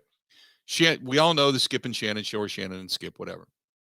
And I'm not a fan, okay, by any stretch. I don't really listen. I don't really care for them. Not a big fan of that. However, Shannon Sharp was absent yesterday, and there was a thought that this was one of the reasons why. And it gets tenuous and tension-filled and awkward really fast today. And this is what I'm saying. It wasn't the thought that Skip had. It was the fact that he expressed it while Hamlin was laying on the carpet motionless, which is why the timing of the tweet is so vital to this. Take a listen to this exchange. Good to see you, Shannon. I understand you have something you want to share this morning. Good morning. Yes. Morning. There's been a lot of speculation of why I wasn't on air yesterday, and I won't get into speculation or conjecture or innuendo, but I will say this. In watching that game on Monday night, what happened to Damar Hamlin struck me a little different. As a brotherhood in the NFL, when injuries happen, when we know injuries are a part of the game, I've seen guys suffer ACLs and Achilles tear, but I've never seen anybody have to be revived and fight for their life on the field. So it struck me a little differently because I remember seeing my brother paralyzed on the field temporarily, and he was able to regain focus. Skip tweeted something, and although I disagree with the tweet, and hopefully Skip would take it down, but I didn't want it. Well, time out. I'm not going to take it down because I stand by what I tweeted. Skip, let me finish. All right. Okay. Go ahead. No, you go. Go ahead. Let's go, Jen. Okay. I mean, I cannot even get through a monologue without you interrupting me. Well, you could have came back. Skip, well, I thought, Skip, just let. I didn't know you were going to bring up. No, I was just going to say, Skip, I didn't want to yesterday to get into a situation where Damar Hamlin was the issue. We should have been talking about him and not get into your tweet. That's what I was going to do. But you can't even let me finish my opening monologue without you interrupting. Okay. I was under the impression you weren't going to bring this up because nobody here had a problem with that tweet. No. Clearly, the bosses wanted you to offer explanations. So clearly, no, they did not have. Nobody. Let's go, Jen. Thoughts and prayers remain with Damar Hamlin. That's where the focus should have been, and not on the football game. Yes, let's go, Jen. Thank you. So there you go. And then they go on with the show. But Skip Bayless, in his arrogance, said, "I'm not taking it down. I'm not going to care if it's bad timing or bad taste, or And Skip said nobody around here has a problem with it. There were a lot of people. If you watched, if you were on Twitter, as many of us were, because Twitter has become a place of vast negativity. I understand that, but it's also a place of a lot of news, breaking news. That's what it's been more used for. It started out as kind of a platform to have a quick expression, and follows and all that kind of stuff. And then now Instagram's really kind of taken that over. But what Twitter's become is a newsbreaker. It's become a news cycle. So while Hamlin was laying on the field, I think we were all paying attention to our phones or our computers, laptops, whatever. You had Twitter up and running because you were trying to see from people that were actually there, reporters that were there. You were looking for information. That's what we do. We're just naturally curious in many different facets. So when that tweet came out, I saw it. I follow Skip because of some of the craziness that he says, which I probably shouldn't because it irritates the hell out of me, but that's a topic for another day. But I'm sitting there on the couch and I'm watching all of this unfold, and it's just it's a terrible situation, and there's an emotion to it.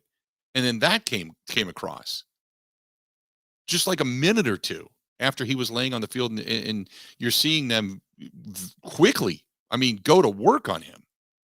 And they take a break from commercial, and then they go back to commercial. And that doesn't happen. Just the tenor of Joe Buck Aikman's voice when they said, "We're going to go back to commercial. We'll be right back." There was no, "We'll be back with, Bengals and Buffalo Bill," none of that. It was, there's something serious here. And then that tweet came out. It's not what he said. It's the timing of when he said it. So that's what a lot of people have had problems with. And Skip doesn't care. Doesn't give a damn about it. But people that understand it now go, "Oh, okay, now the tweet itself is, you're right. There's nothing horrific there." But it's when it was tweeted. And that's what a lot of people have a problem with, is just the crassness of Skip Bayless.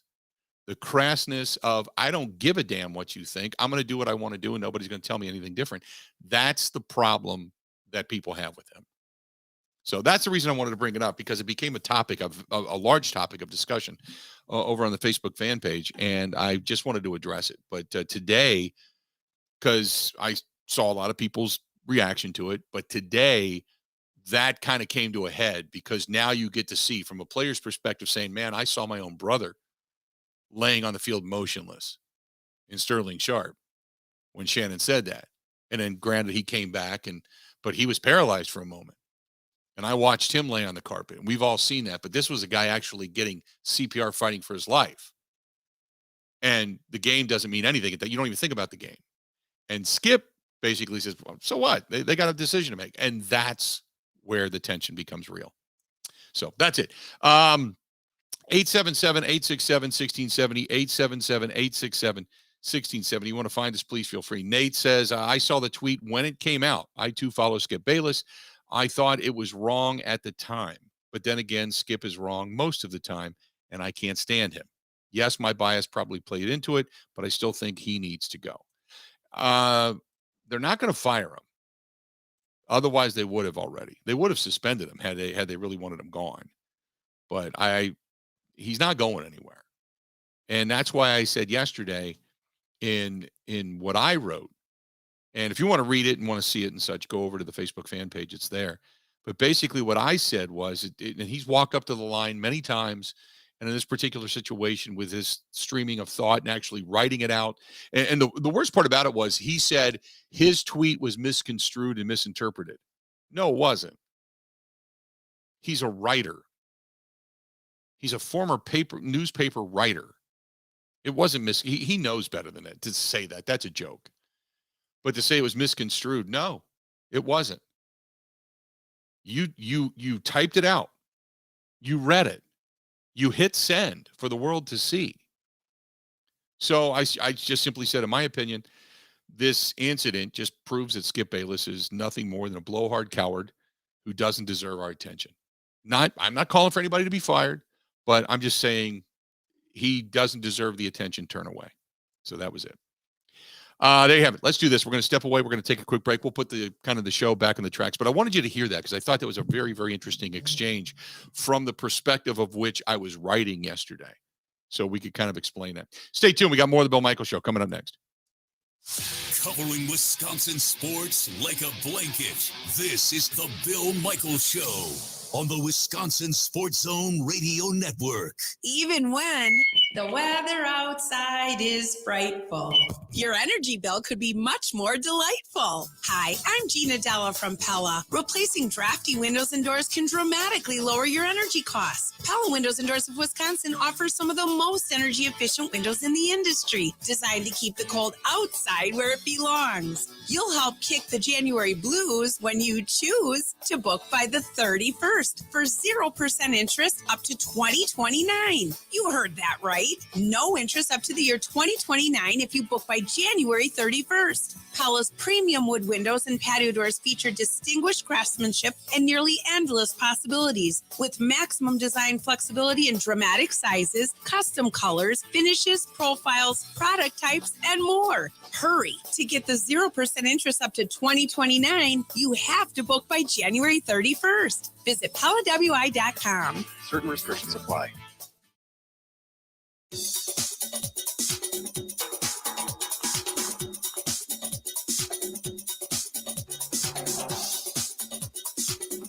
Bill Michaels will resume in 3 minutes.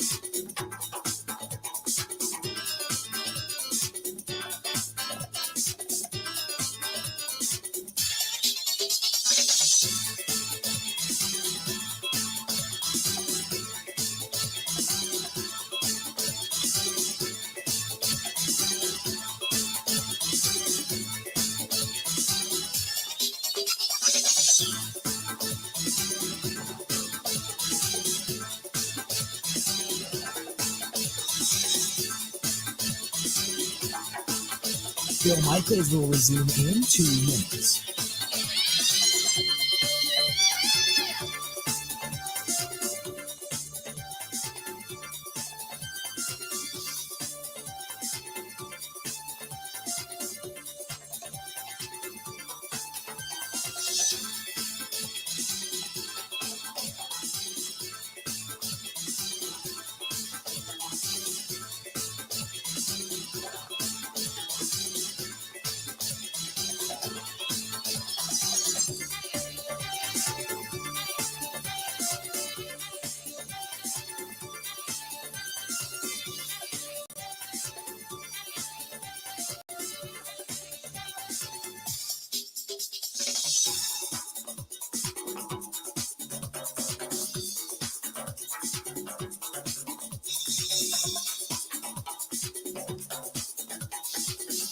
Bill Michaels will resume in 1 minute.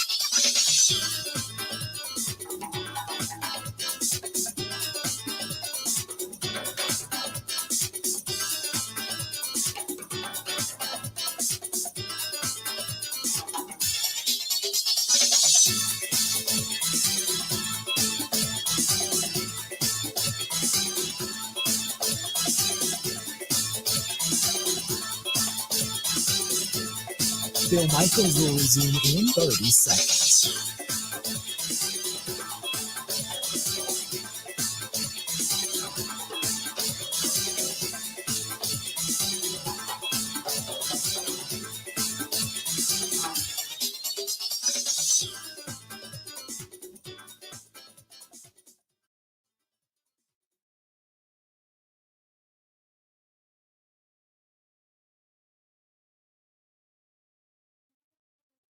Now, in Green Bay, here's Mike Clemens. The Packers host the Lions on Sunday Night Football. After releasing Amari Rodgers in November, the Packers' Keyshawn Nixon has become the hottest kickoff returner in the NFL. Nixon, who returned a kick against the Vikings for 105 yards for a touchdown, says he feeds off the energy of the fans at Lambeau Field, and he has some help downfield. Man, it's the blockers. It's like all I gotta do is run straight. I literally didn't have to do nothing but make the kicker miss. But I can hear it like the fans when I'm running, so they kind of turn me up, and I hear them, and that turns me up. Packers linebacker Preston Smith told head coach Matt LaFleur, I think after we scored on offense, I had asked Matt, I said, have you ever coached a game where y'all scored in every phase? And he was like, no. But that's pretty cool, man. You know, Keyshawn Nixon, an explosive guy on our kickoff return, getting that touchdown. Darnell with the pick six. You know, a lot of those guys getting interceptions, but the pick six was key. And Aaron, those guys going down and putting the points up on the board, man, and giving us room, you know, to be us and to let loose on defense. And many of the Packers expressing their concerns for Bills safety Damar Hamlin, hospitalized since Monday night, including Aaron Rodgers, who said on the McAfee show he was watching Monday Night Football. He texted Bills quarterback and his golfing buddy, Josh Allen. I reached out to Josh right away. Didn't expect a response. He actually texted me back from the locker room, you know, just because he's a close friend. And I just felt for him, watching his face and putting myself in their shoes to watch somebody you love on the ground, CPR. I mean, that's when it gets real. Like, they're fighting to save this guy's life, not in the locker room or in the hospital, like on the field. I can't even imagine what that'd be like to go through. So, really tough night. I mean, I was shook up. That's Aaron Rodgers. In Green Bay, I'm Mike Clemens on the Bill Michaels Show.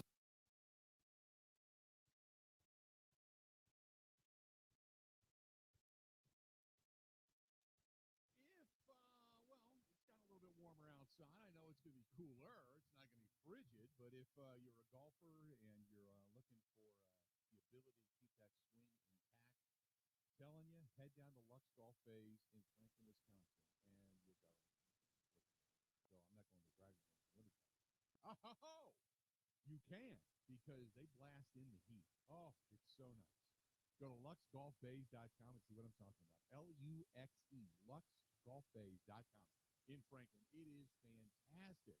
Matter of fact, next week I'm going to head down there myself and get a few swings. Just meet a couple of friends and going to hang out for a little while. But luxgolfbays.com, that's luxgolfbays.com, and get a group together. You can rent a bay, you can play against one another if you choose to do so. Or you can just go down and work on your own swings at luxgolfbays.com, L-U-X-E, luxgolfbays.com. Again, luxgolfbays.com down in Franklin. It is, if you're a golfer or you just want to go out and have some fun. You know what's become a thing? Ben, have you seen the video, speaking of golf? It's either girls golf swings or hot girls golf swings or something like that. Have you seen that, where these girls get dressed up like they're going clubbing in New York and they go to like places like this where they go to like Lux Golf Bays and then they do TikTok videos of them swinging golf clubs and hitting balls? No, but Yeah. I'm interested. It's like I a must thing say. now. Yeah, it's like a thing now. So it was weird because when we were down there, we took the kids over to the sledding hill next door, and you see all these like this group of girls. There's like 6 of them, and they get out of this car, and the one girl has one club, and they're all dressed in like New Year's Eve mini dresses. And they're going into Lux Golf Base. It's become a thing. And I got to look. I'll find out what the exact site is. but it's TikTok stuff that they're doing now, where they're just swinging golf clubs and they're videoing each other and TikToking each other and all that kind of stuff. It's a thing now. Who knew? Who knew? Idea. Yes. Maybe that's what the Brewers need to fill the ballpark. Late Girls, September. girls in mini dresses TikToking at the X Golf in American Family Field. Yeah. Just wondering out loud. There you go. That might not be a bad way to go. I mean, they're not spending the money on the players. That would be the best offseason signing they have. Right there. Just thought I'd throw it out there. Frankly, I would change my tone on Dan Arnold instantly. Yeah. You didn't pick up any players, but you got some players. Better than Stearns. 877-867-1670. You want to find us, please feel free. Give us a shout. So coming up after the top of the hour, here's a question for you. And this is a good one you posed, Ben, so I'll give you credit for it. So why don't you ask the question? Since you're the one that floated it over to me, and I thought that's not a bad way to go. So when I think game to game, right, the Packers, how we think about the team has definitely changed. Like, they are a better team than they were 2 months ago, 6 weeks ago. Right. But you look at the matchup with the Vikings, and I think the game was undeniably affected by the Vikings backup center going out and then also starting tackle. Like, they just couldn't run anything. A lot of pre-snap penalties. Their line had no answer for the Packers. TJ Slayton played great, as you mentioned. But the question is, and how I think about this weekend, was Sunday against the Vikings a solid day for a still average Packers defensive front, as we've seen throughout this season? Or is it the continuation of 5 weeks of good play? And is this front now well equipped to face what is a very physical and run-heavy Lions offense? That would be a discussion of, and I hate to say this, take it a step further. Do you now believe in what Joe Barry is doing and that the players are buying in? So therefore you now have a different look at the defense via Joe Barry's job. Right? I think it's valid. Oh yeah, definitely. I think that it pains me to say it, but I think it's a legitimate discussion. Now, I'm going to reserve the right to express myself here until after the top of the hour to get into this discussion. But if the defense continues to progress, and the fact ever since the fourth quarter of the Bears game, the defense has played really well. And one of the comments made to Mike Clemens in the locker room on Sunday night was, "It you guys doing?" That's something similar, but guys are buying in. We got together as a group. So all season long is what you're saying is that people weren't buying in for whatever reason, right? People weren't buying in. And now people are buying in to what he was saying. So is it the players buying in that got better because they're actually running what Matt LaFleur wanted, or what Joe Barry wanted them to run? Or is it that they finally just said, hey, we're just going to do our own thing, but we're all going to do our own thing and be good? So was it the defensive coordinator or what? What was it? What was it? And if it's just guys buying in, then don't you have to say, yeah, if you're buying into this situation, then that means that Joe Barry's defense actually works. You're just running it to effectiveness now, right? 877-867-1670, 877-867-1670. It's something that you have now. Again, I'm going to reserve my right because I got a precursor to this coming up, and I want to have an explanation coming up after the top of the hour. But it's something that you have to consider. You have to think about. I think it can, Bill, be tied directly. You want to look college football lens. I think Ohio State was a great team that had a bad quarter and a half against Michigan. Mm-hmm. And I think we saw against Georgia that they still are a great team. They weren't just bad because Michigan exposed them. They just had a bad half. I think the question is, was what we just saw a good month plus from a bad defensive coordinator and an average defense, or was the start of the season just a rough stretch from a good DC? Yeah. If that makes sense. Let's talk about that when we come back, because I want to get into this discussion. 877-867-1670, 877-867-1670. Hit us up if you got a comment regarding this, regarding the defense, regarding Joe Barry and such. I want to hear from you. This portion of the program being brought to you by our friends over there at New Male Medical Center, treating guys with ED all over the state of Wisconsin, well beyond the borders. And if you're thinking about, say you have low T and you don't know, but you're feeling moody, feeling tired, feeling sluggish, putting on weight, okay, stop in, get your numbers checked. Takes you maybe 10, 15 minutes tops. Otherwise, you stop over and you go, you know what? I want to jump in on the all-in-one weight loss program. Or maybe I'm just not feeling great. Can you provide whatever supplement my body is in need of? They can check out at it. It's just basically a good overview, top to bottom, of what you got going on, and they can help you out. But you can't do anything if you don't call. You can't do anything if you don't call. 414-455-4451. And then they get you back on track. You start feeling good. And you're like, okay, now I got it going on. Again, 414-455-4451. 414-455-4451. Stay tuned. More of the Bill Michaels Show. It's coming up, and it's coming up next.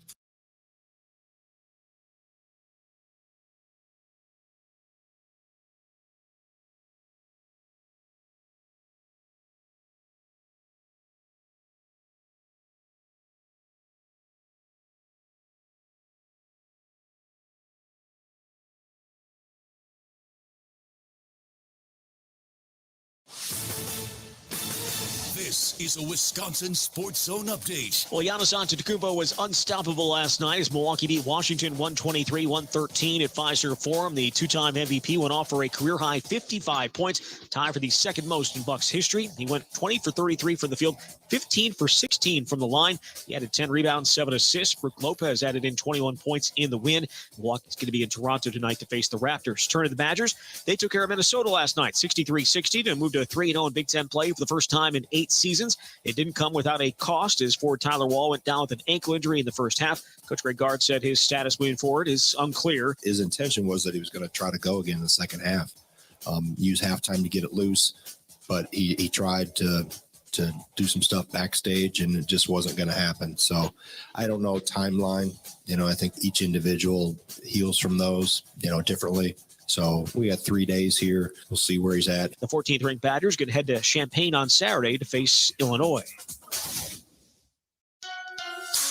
Rural Mutual Insurance, keeping Wisconsin strong. When a company only does business in Wisconsin, that's Wisconsin Strong. Rural Mutual provides all lines of insurance, including commercial, farm, home, and auto. And your premiums stay right here to keep Wisconsin strong. Local agents, local underwriters, local claims adjusters. Rural Mutual Insurance, keeping Wisconsin strong.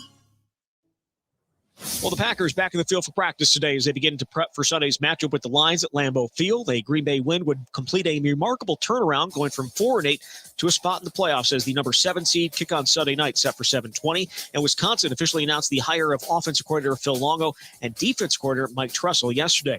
With this Wisconsin Sports Zone Network update, I'm Zach Heilprin.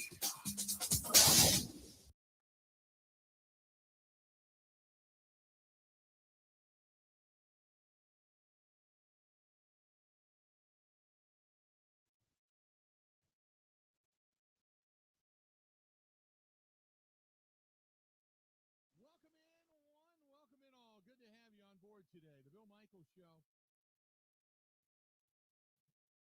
on the air. Don't forget, coming up tonight, we're going to be down in the Deer District tonight.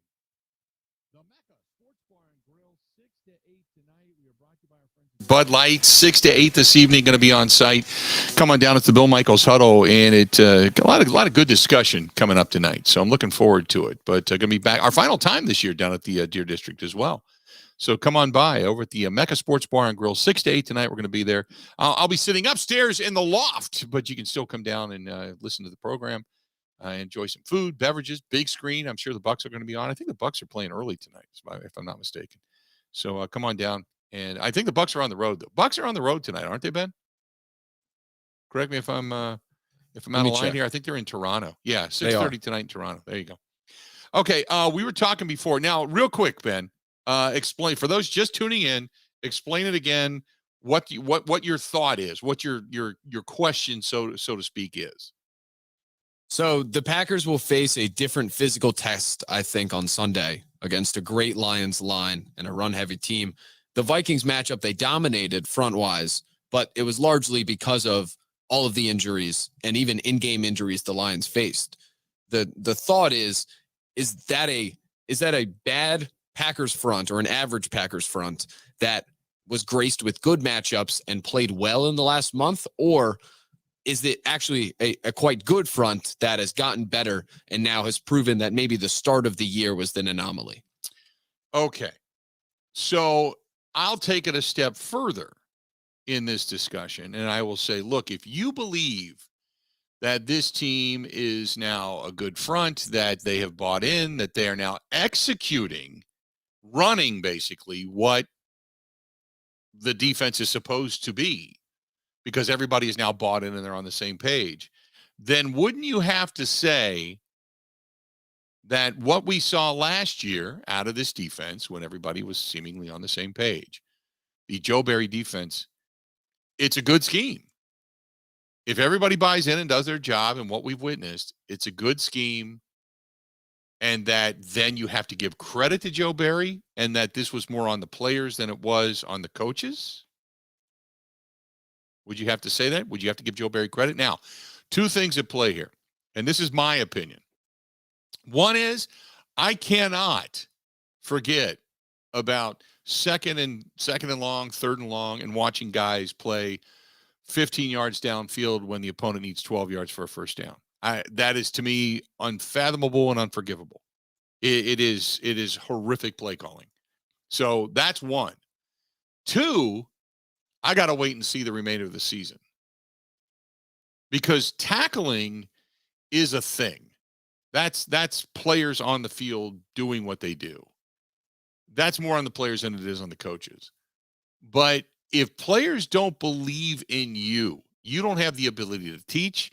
You don't have the ability to get through to guys, to break it down, to get them energized about what it is you're doing. That's part of being a leader as a coach. Right place, right time, pep in the step, all of that. If you can't get them to do that, then that's more on coaching than it is on anything else. You can have one petulant player and it can kind of screw everything up, but it's the remainder of the other 10 got to get you in line along with the coaching staff, or just sit you, which could be the reason Darnell Savage sat, because he just wasn't a part of it. He didn't believe in it or whatever. But I've got to let the rest of this season play out before I say, Joe Barry, it wasn't you, it was the players, because most of the time it is the players, but there's just certain things about this defense and about this coordinator I can't unsee. So I've got to wait. Now, the question is this a really good football team and everything we expected it to be defensively speaking coming into the season, that are now playing together and playing at their peak, or is what we've witnessed over the last few weeks just kind of a fluke? The product of terrible opponents, for lack of a better term. Yeah. Terrible lines. Yeah. Bad offensive lines, and just, kind of, well, and you can even maybe take it a step further and say maybe they're playing a little bit above their heads. Can you say that? 877-867-1670, 877-867-1670. That's the question. Let's go to Sean, listening to us in Nina. Sean, how you doing today, man? What's going on? Hey, good morning, Bill. Thanks for taking my call. Appreciate it. Love the show, man. Appreciate it. To your question, as far as Joe Barry, like you, wasn't really sold on his scheme, and to the point, are the Packers for real? I think they're playing some really good ball, and I think it fits. So my concern is to buy as professional athletes. Why or how are you not buying in sooner than later with the season? And it kind of goes back to some of the players making some between line comments earlier this year. I think as far as not maybe. To me, is it a coaching thing? Is it you're the coach, defensive coordinator? Right. Can you not step up to make these guys, make them? But as a leader, as a coach, how do you motivate them to buy into your system? Now, what's made that happen now? I don't know, but it's good to see. Going into Detroit, I think it's going to be a really good test. If the Packers continue to play as they are, I think defensively, I think what I'm seeing is something I'm buying into watching the team. My concern on the other side of the ball is what's the offense going to do? If they can get hot, then the Packers can strike. My thing is, what can the offense do? Again, not getting off the defensive conversation, but I think the defense is for real. I think they're buying into what, Joe is selling, but, as a coach, he has to continue to coach. I was all for having him, show him the exit. But what I'm seeing now, I'd say, I'll reserve my judgment. But my concern for this game, and then if the Packers knock on wood can make the postseason, is this offense has got to start igniting. I mean, they're getting by. They're playing all right. Special teams is hot, we know, with Nixon. Defense is playing great. If we can get all three facets clicking, then I think they could be dangerous to any team they go into. So thanks for taking my call. All right, bud. Appreciate it. Obviously, if the defense continues to get turnovers like this, it's going to make things drastically easier for the offense. And remember, I saw the statistic today when you look at the Packers, running the ball 33 times versus throwing it only 24 times in this last game, if I remember correctly. Part of that was because they had two scores, one from the defense and one from special teams. So, and you were up. And you were dominating. And so, you go to the run. I think the game itself dictates what it is you're going to do. I mean, this has always been, and I think will continue to be, a more pass-oriented offense. It just is. But to get both Aaron Jones and A.J. Dillon lathered up, and Aaron Jones, let me say this. He had, I think it was 14 carries, 15 carries. He had over 110 yards, like 111, 12, something like that. And he was going. And inexplicably, he didn't ask to come out. He wasn't like tapping his shoulder saying, hey, give me a breather or anything. He didn't ask to come out. They pulled him out and then put A.J. Dillon in, and then the offense stalled. And when they pulled him out, it wasn't like, hey, come out for a play, and then we're going to put you back in or whatever. To me, if anything's going to get better, and I don't know why it would suddenly now versus, the first 17 games, but to me, if anything can be better or more rhythmic, it can be the play calling. That's just my thought, but because Matt LaFleur, for whatever reason, is so intent on running shotgun and so intent on putting the ball back in the hands of Aaron Rodgers. And many want to blame Rodgers for that. I don't necessarily do that because you're the head coach. I mean, if it's your team, it's your team. So to say what needs to get better offensively, we can talk about running the ball and spreading the ball. Two things. Just take what the defense gives you. And number two is, Matt LaFleur, you got to call game. I don't know if it's the loss of Nathaniel Hackett or Luke Getsy or what, but you got to call a better game. Period. Your play calling used to be rhythmic. It used to be innovative. It used to be motion and movement and play action at the right time and running out of shotgun with very little movement, emptying the backfield continuously and 4 and 5 wide. You're not getting it done. It's predictable. On more than one occasion over the last 5 or 6 games, I've said, here we go, 3rd and 2. Look for the shot down the sideline. Sure enough, empty backfield, 4 or 5 wide, shot down the sideline. It's just, it is what, it's coming. So defensively speaking, though, I think the defense I think the defense, just watching the defense play, you can't help but look at this thing and go, yeah, there's a different energy level there. There's a different camaraderie there. I don't know how else to put it. I mean, I could throw a bunch of adjectives out and you can nod your head, but there's just something different about this defense. And they have gotten a little more aggressive. Unfortunately, they had to because of the loss of Rashawn Gary and obviously Dean Lowry. So they needed to kind of mix a few things in blitz-wise and such and move guys around to give different looks to quarterbacks. And they've done that. And they've done that pretty well. And that is part of scheming. 877-867-1670. Let's go to our buddy Gerard listening to us in Delaware. Gerard, what's going on, man? Hey, Bill. I think Ben has a decent point there. And look, I don't think Barry woke up one morning and turned into Buddy Ryan. You know what I mean? I don't think that happened. My theory is that Goody or LaFleur. Now, remember, LaFleur was saying all year when the defense had a problem, we got to do this. We got to be more aggressive on defense, this and that.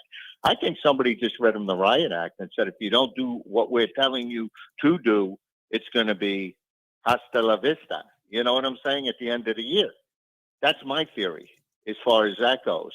And I don't think, look, obviously Barry has the knowledge to do it, but does he have the personality to do it? Mm-hmm. That's a lot on defense. Right. You know, and look, if they had Gary and Gary was playing the way he did play, I would say they have a chance the way they're playing.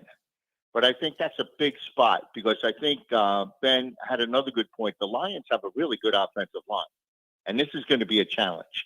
And I want to say something about Crosby, and I want to say a quick comment about your two buddies there that debate every day or something like that. But anyway, look, now think about this. How long does it take Green Bay to do things? How long did it take them to change the defense?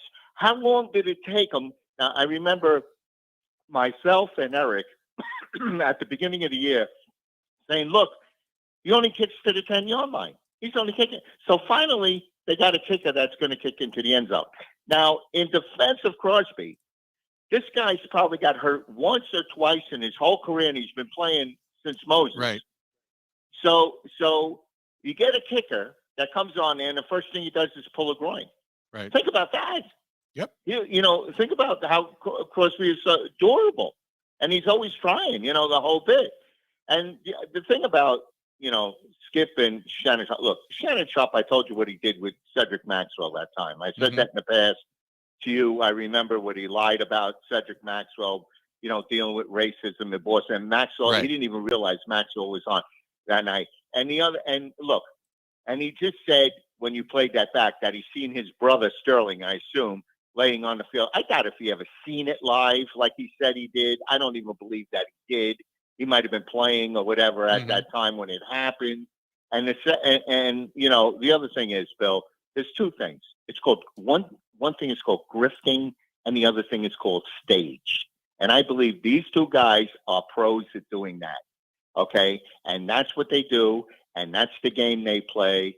And this is, you know, really, you know, and remember. I believe, let me say this, Gerard. I believe that they stage a lot of stuff, that they go back and forth in certain areas. Appreciate the phone calls always. And I'm late for a break. I believe that. This case, I don't.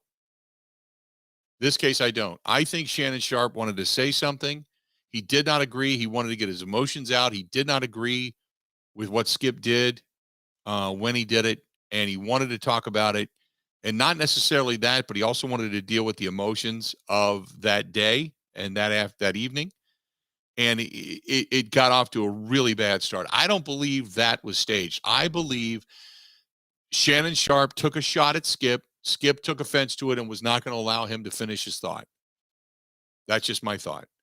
877-867-1670, 877-867-1670. By the way, for Mark, who says Gerard's right, Mason Crosby only has 2 touchbacks. No, he's actually got, I think it's like 14 or 15, 16 touchbacks this season, if I'm not mistaken. So he has done it. The kickoffs he rates rather low. As a matter of fact, he rates as one of the lowest kickoff people in the National Football League, right there with Tyler Bass from Buffalo.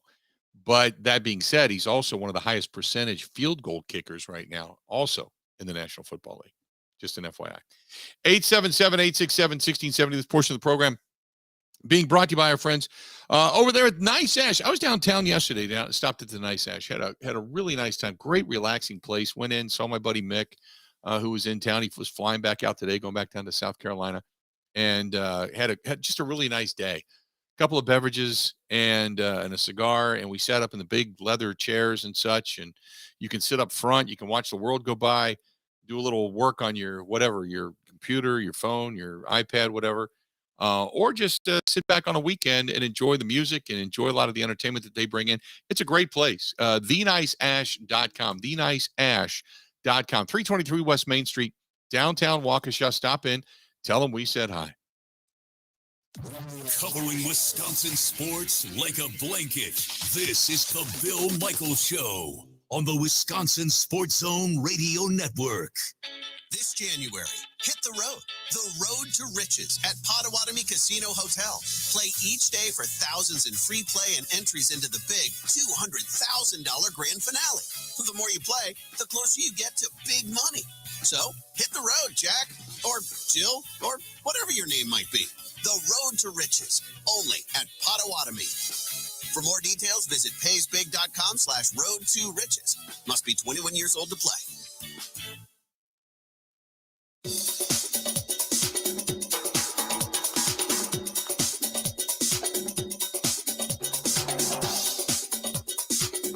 Bill Michaels will resume in 3 minutes.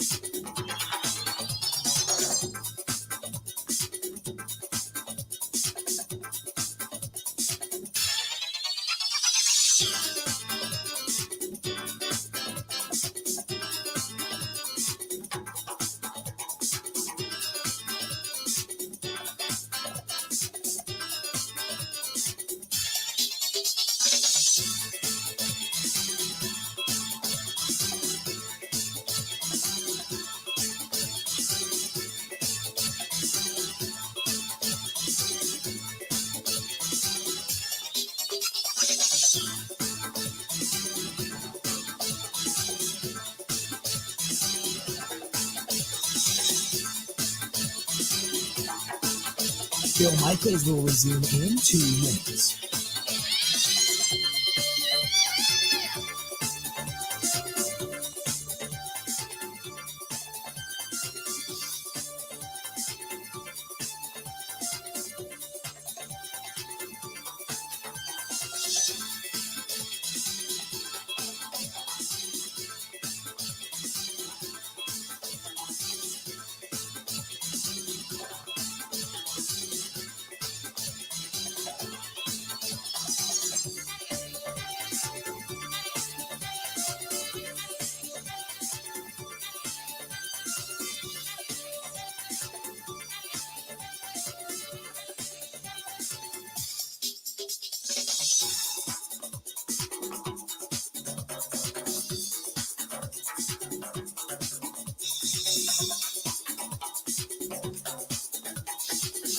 Bill Michaels will resume in 1 minute.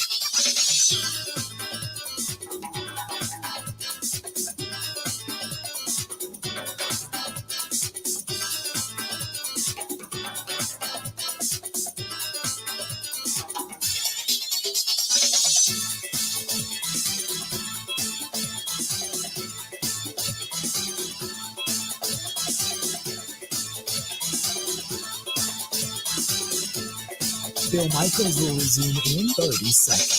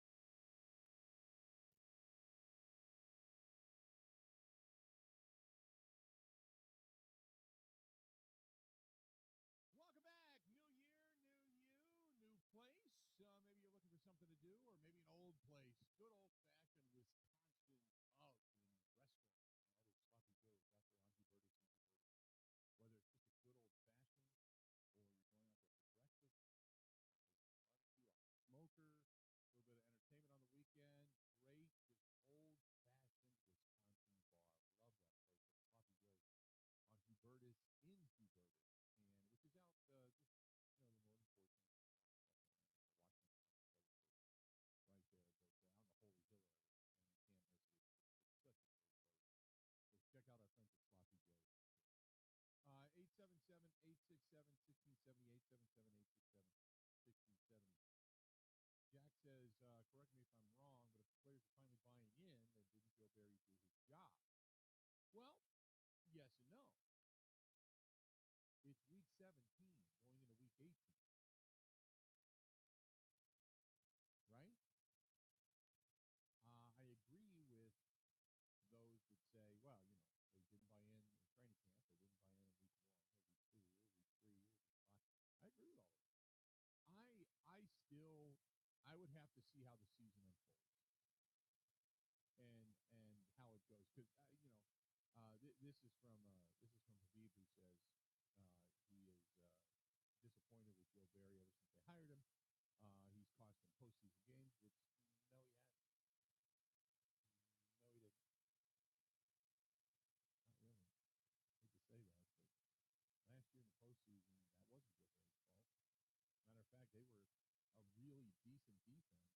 Now, were they number one? No, of course not. But they were a decent defense early on. And remember, San Francisco ended up beating the Cowboys, coming into Lambeau Field. And what did the Packers defensively give up? Remember that? 13 points. That was it. 13 points. And the defense didn't even give that up. Defense didn't give that up. That was special teams. So it was a block punt, a block kick. Punt went into the end zone for a touchdown.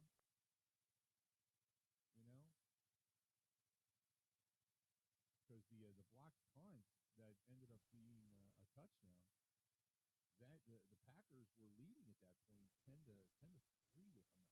It was 10 to 3, and Hufanga, I think that was his last name. Yep, yeah, Hufanga ended up getting picked it up, the block punt, and he turned it 6 yards. And then that's how they scored. And then they put another Robbie Gould kicked a 45-yard field goal. And that was it. That was all she wrote. So yeah, it wasn't. Joe Barry did not cost the Green Bay Packers the postseason last year. As a matter of fact, his defense only gave up 6 points. So you're wrong there. Defense played well, which is why we just thought the defense would be so much better all throughout this season, and they haven't been. I still go and without getting into the minuscule stuff, I look at total overall. The defense hasn't been good. It hasn't been. They haven't been consistent of 1,000 cuts throughout the season. Big plays. They were one of the worst teams giving up big plays for a good portion of the season, a really good portion of the season, big plays over the top. And it's like, look, you keep telling us that you're playing back, you're playing off the ball, you're not going to allow these big plays to happen. So that's the reason you allow the death by 1,000 cuts. But not only are you dying the death by 1,000 cuts, but you also are one of the worst teams at giving up big plays in the National Football League. To me, that's an overall failure. So this whole thing about, well, they're playing really well now, will this save Joe Barry's job? I hope not. I don't think I've never been this big fan of Joe Barry. I gave him his props. But there are certain things that I just look at and I go, this is innately wrong. The way guys are being used. And that to me is something that I base my decision upon. So maybe things happen from here on out that you can say, wait a minute, if guys say, hey, it's us, we're buying into what Joe's selling. Jerry Gray's got us on the same page. He's the fire and brimstone guy, much like Kevin Green was back in 2010 when Dom Capers was just the quiet behind the scenes guy. Okay, maybe I can start to buy into that, but I'm not hearing that right now. I'm just hearing guys saying, hey, we're all communicating better. We're a defense that just, we're kind of getting each other on the same page now. And that's also part of coaching. 877-867-1670. Let's go to our buddy L listening to us in Philadelphia. L, what's going on, man? How you doing? I'm good, man. How about yourself? I'm doing great today. What you thinking? So what the scenario that we let's get L a better cell signal. I don't know where he's at, but he's breaking up really bad. I can't even understand him. This is from Valinda, who says Joe Barry has to go. He was a terrible hire to begin with. He's nothing more than a buddy of Matt LaFleur, and the nepotism inside that organization is disgusting. That's from Valinda. Okay, let's go back to L. What's going on, man? Hey, can you hear me better now? Got you now. That's a lot better. There we go. I was on speakerphone. Yeah, I said the scenario that we dreaded is definitely upon us, man. The guy struggled all year long, and now towards the end of the season, he figures out how to, run the defense correctly. But I just wanted to say this. I remember last year that it was a period of time where he was struggling defensively, and I think like Zadarius and a couple other players went to him and they had like a meeting with him. Yeah. And then after the meeting, that's when they pretty much turned it around. So I wonder something similar happened this year because, you got Jair who was out here saying how he wants to stick the number one receiver and travel around the field with him. And then now he's finally taking heed to what he's saying and it's working. So wondering, if that's what probably happened or I don't know. But at the same time, I still want him to be around next year. Unless he just makes a miraculous run and then, yeah, win Super Bowl or something. But it's just a crazy scenario that we're in right now. But, Oop, we lost him. I get exactly what he's saying. Is it a matter that the players took it into their own hands? I think part of that's true. I would agree with that. I think part of it has been that you look at a guy like Jair who didn't really get into it, so to speak. Didn't really buy into what was being stated, and all that. And so I think he was doing a little freelancing out there. As a matter of fact, I can almost guarantee that he was. And, I think now guys have just said, hey, let's get back at it. I can't put my finger on it. I know I go back to the other night, Mike Clemens was in a locker room and I don't want to speak too far out of turn here, but I think it was something that he said on the air, but I'm not 100% sure. But Mike and I were riding home and we were talking about it, where guys are just like, now we're texting each other. We're thinking, okay, we've got a question here. Let's ask this. I go back to when it looked like Rasul Douglas and Rudy Ford weren't on the same page, and in came Adrian Amos on the field and like almost put his hands on their shoulders for a second and say, hey, wait a minute, guys, wait a minute. And then they all worked it out and said, okay. And they were all nodding their heads after that little tete-a-tete there. It was just, it seems like the communication, I can't put my finger on. I want to say camaraderie. There's plenty of adjectives I can use, but it's just better. But is it something that the players had to take into their own hands and say, we got to do this and we got to make it better? And I still, all of that comes with coaching. There are veterans you lean on, you want to really kind of take hold. I understand that. But also coaches, you got to get guys to run through a wall for you. That's part of coaching. So that's what Andy Reid is so good at. Andy Reid's got that certain something. Bill Belichick's had it, whether it's through fear or just his track record of winning. There's certain coaches that get you to do that, and like him or hate him, Pete Carroll gets guys to do that. He gets them on the same page, and they can do that. So there is something to be said for coaches that have that ability to communicate at everybody's level. Stay tuned. We got more of the Bill Michaels Show. Ready? This is the Bill Michaels Show on the Wisconsin Sports Zone Radio Network.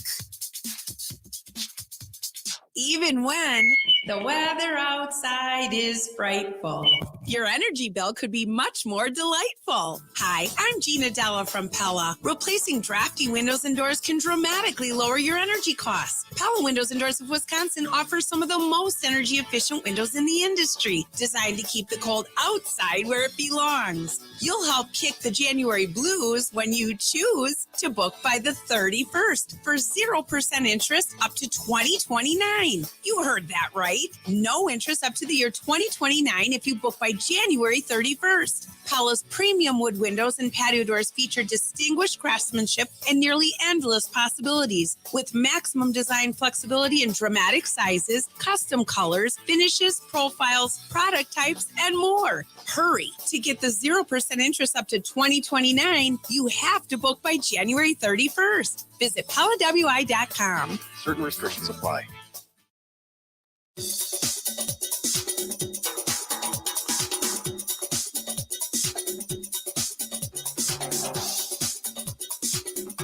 Bill Michaels will resume in 5 minutes.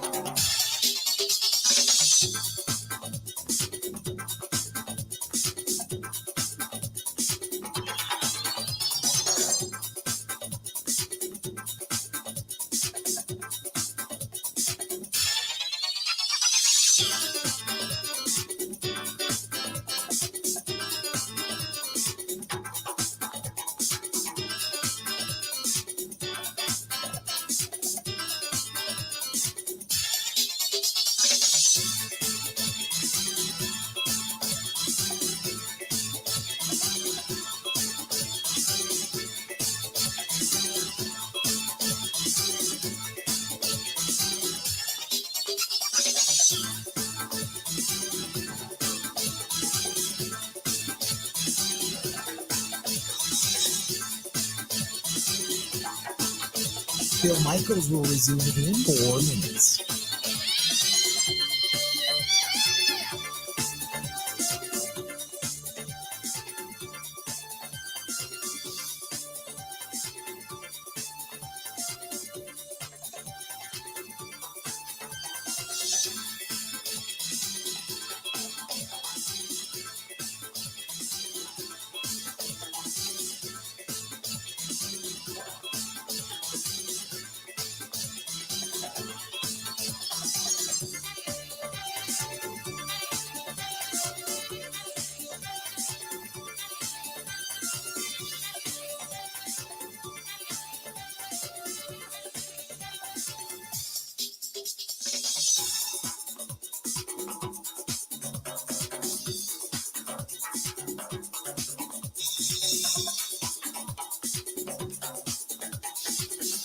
Bill Michaels will resume in 3 minutes.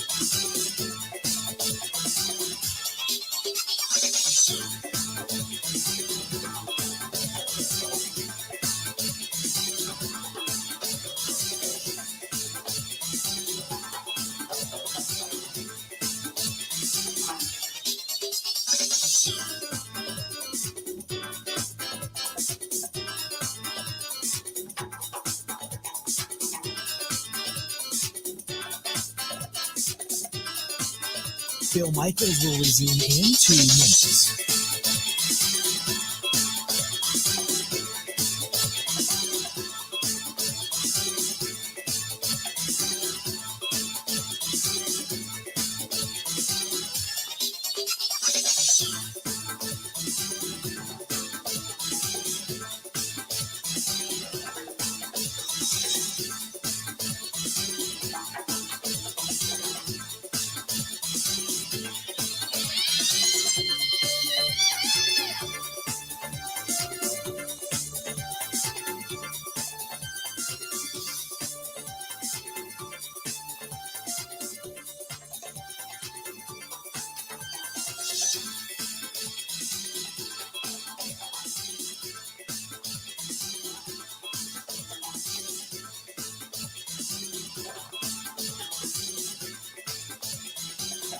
Bill Michaels will resume in 1 minute.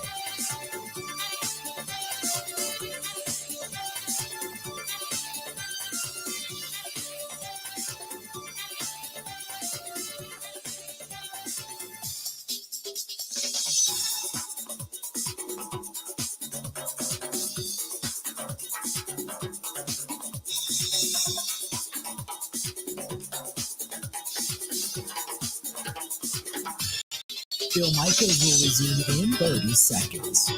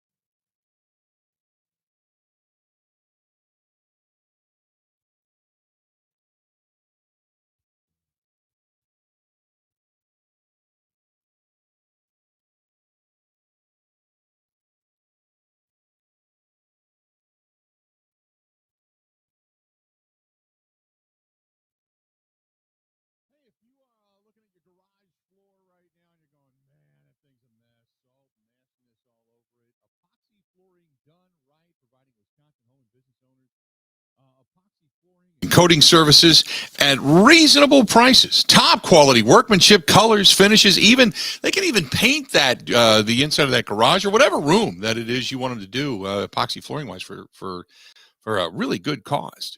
And if you're from Green Bay to Milwaukee to Madison, everywhere in between, epoxyflooringdoneright.com. That's epoxyflooringdoneright.com. I've been thinking about this for a long time for the garage. I had the bar or the gym done.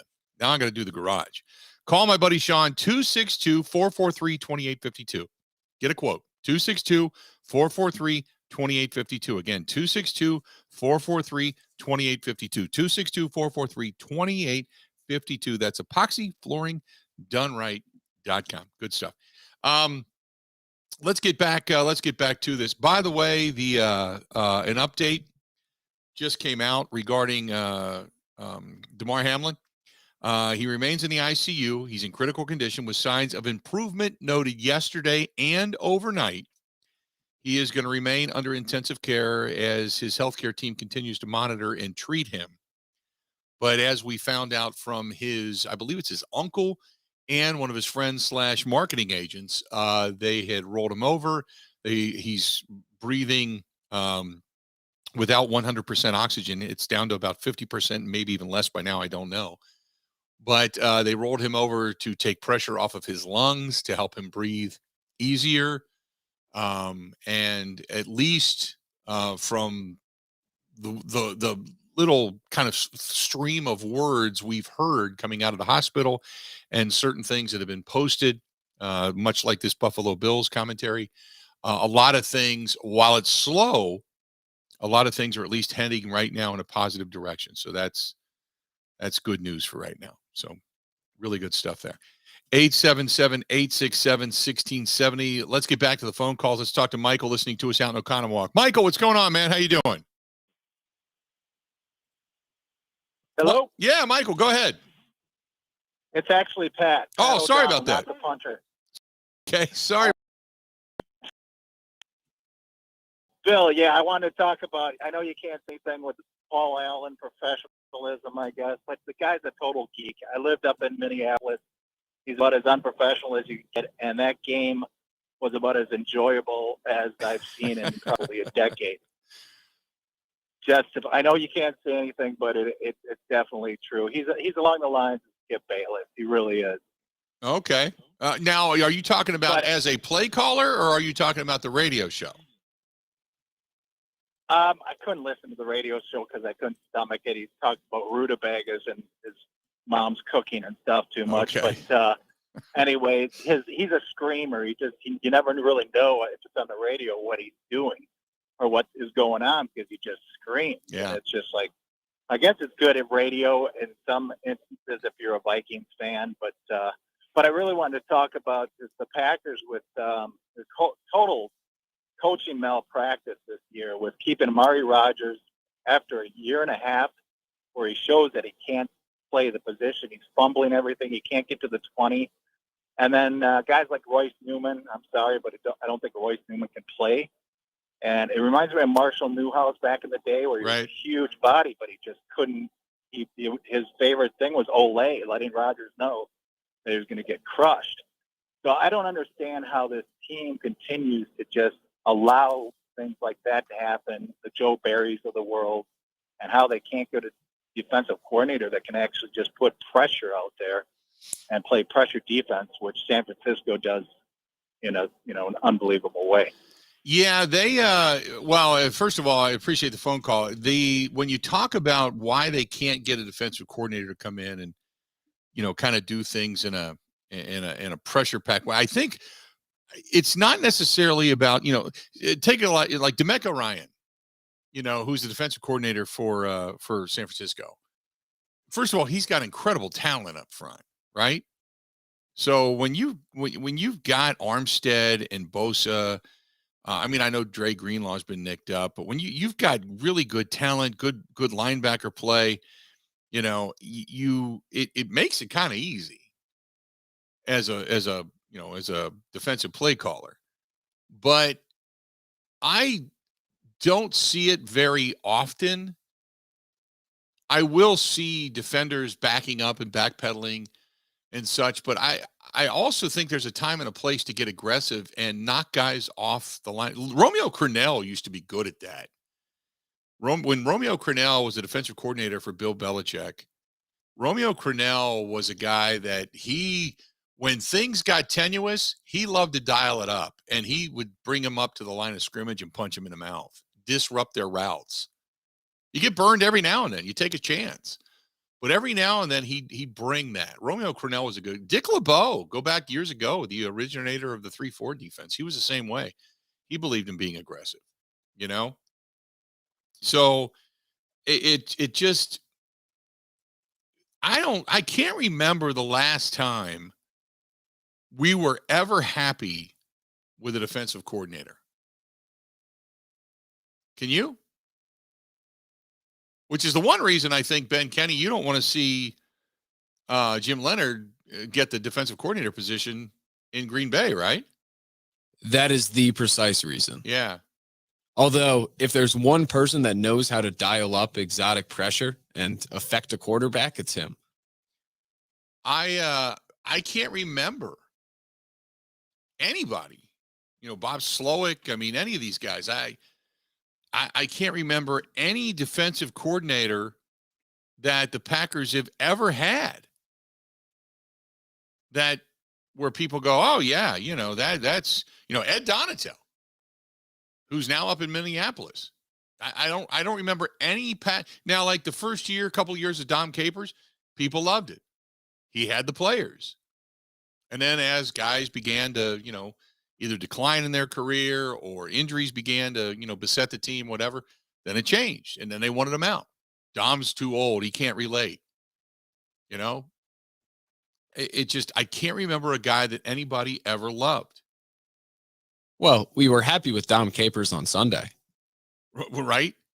Well, and everybody was happy with Ed Donatel on Sunday. That's what I meant. That's what I meant. But he was the next Vikings, guy. Yeah. The last guy, and Tom says what the last guy we really loved was Fritz Shermer. But people were pissed off at Fritz for the way Denver went down and scored in the Super Bowl the next year. And then after that, people were mad again. I think that's out of all the jobs, head coaches take a lot of grief, but they get success and they get failure. I think there is, when players make plays, players get credit. When players don't make plays, it's the coordinator's fault. I don't know any defensive coordinator in this league that doesn't take a beating. I think, head coaches are hired to be fired, but I think defensive coordinators are the ones that probably have to have the thickest skin. Mike Pettin, Gary, you bring it up too. Mike Pettin was a former head coach. His defense was pretty good. And then all of a sudden it wasn't. And people wanted Pettin gone. And then they said, great, get rid of Pettin, fired him. And then they brought in Joe Barry, like, oh my God, bring back Pettin. And then Joe Barry's defense wasn't bad. And now it's bad and people want to fire Joe Barry. He sucked from the beginning. So I don't know any coach, specifically a defensive coordinator, that is just beloved by everybody. I just, that's the one out of all the jobs in football, that might be the most thankless job there is. That might be the most thankless job there is. Now you think about it. Hey, a job in which you can get, that's our friends at Pindel, Pindel. Go to Pindel.com, Pindel, Pindel.com.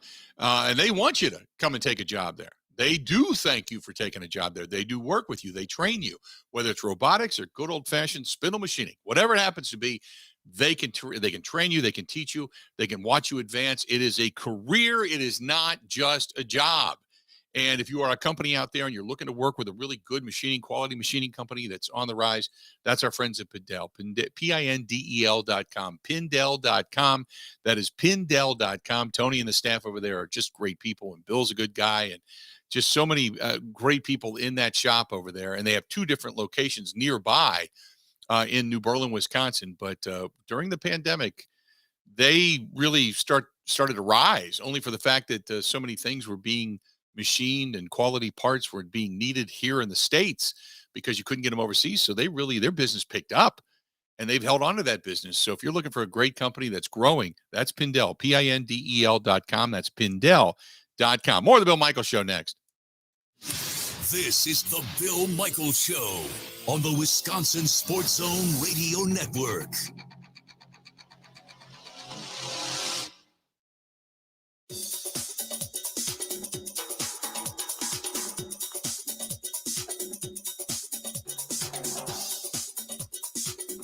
Bill Michaels will resume in 3 minutes.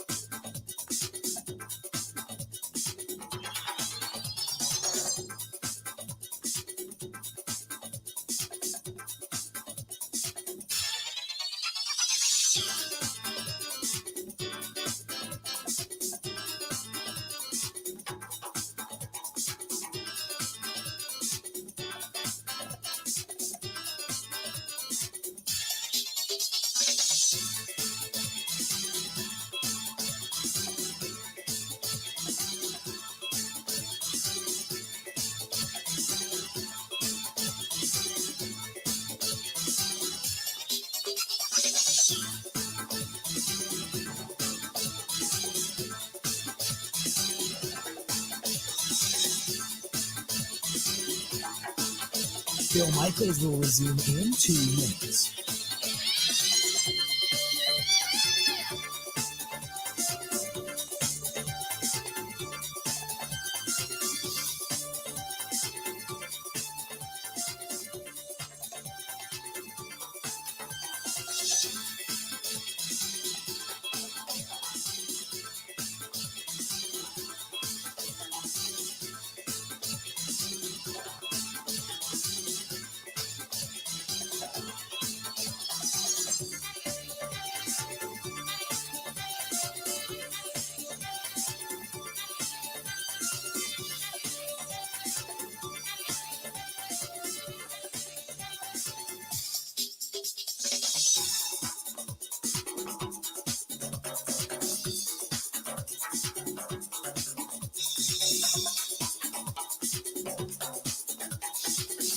Bill Michaels will resume in 1 minute.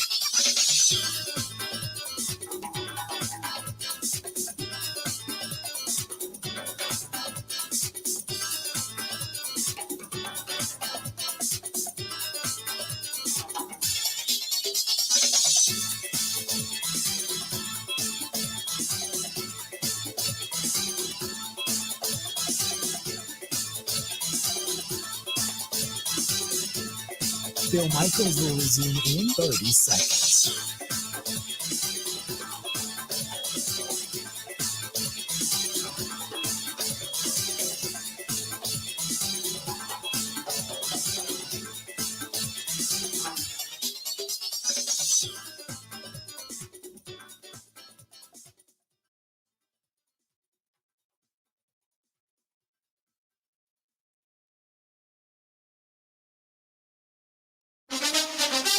Now, in Green Bay, here's Mike Clemens. The Packers are back at practice today. Yesterday, they signed another place kicker, Matt Amendola, to the practice squad. Amendola's been with the Panthers, Jets, Chiefs, and Cardinals. Before Sunday's game against the Vikings, the Packers elevated kicker Ramiz Ahmed to the 53-man roster. But during pregame warmups, he suffered a groin injury. I asked Mason Crosby, was the plan to have Ahmed do the kickoffs while he kicked the field goals? That was the plan, yeah. They elevated him to hit some kickoffs, take a little bit off the legs. But, I think, just something in pregame, happened. And, I was, obviously I get warm and do all my stuff. But, we let a couple get out on kickoff, which, I didn't hit some balls exactly how I wanted. But, I thought we did, again.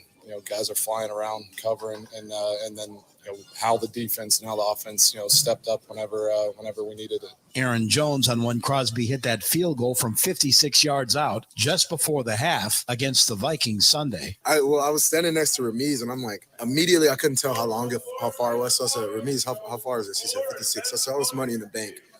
And then so I'm like, and it hits off the crossbar, and I'm like, oh, that's going over. And it goes over. I'm just like, I was ready to run on the sideline like he kicked the game-winning field goal.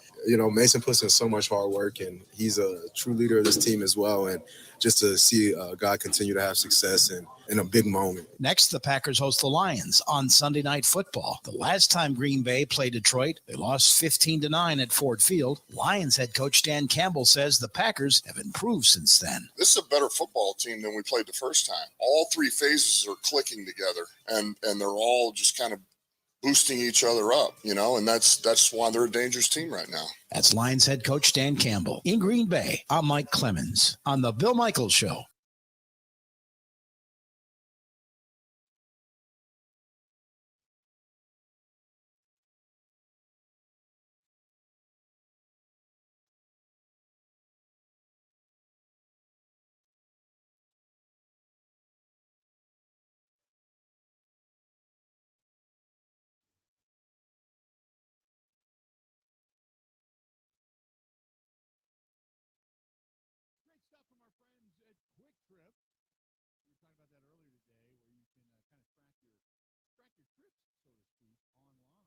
And Quick Trip not only tracks your trips, but they also stack up your successes, and that being certain things of specials and such that you have purchased, and they, create it right there in your rewards app.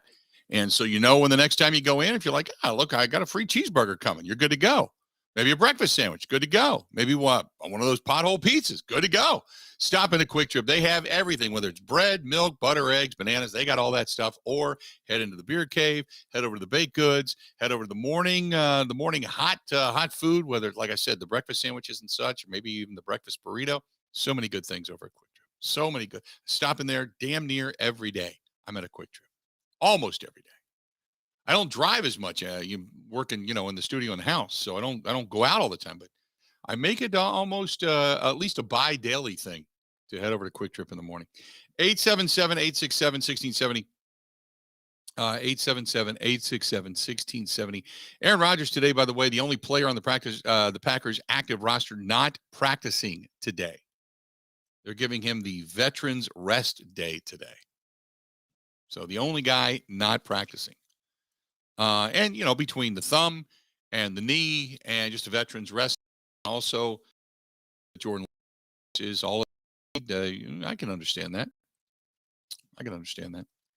877-867-1670. Want to hit us up, please feel free to go ahead and do so. Pete, listening to us in Menominee. Pete, how you doing today, man? What's going on? Pete dropped off.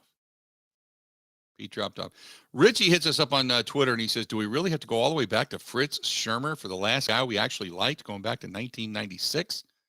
Right? That's what I'm saying. If you look at all the thankless jobs in the National Football League, we know head coaches are hired to be fired. But 9 times out of 10, a coordinator will go before the coach will, before the head coach will.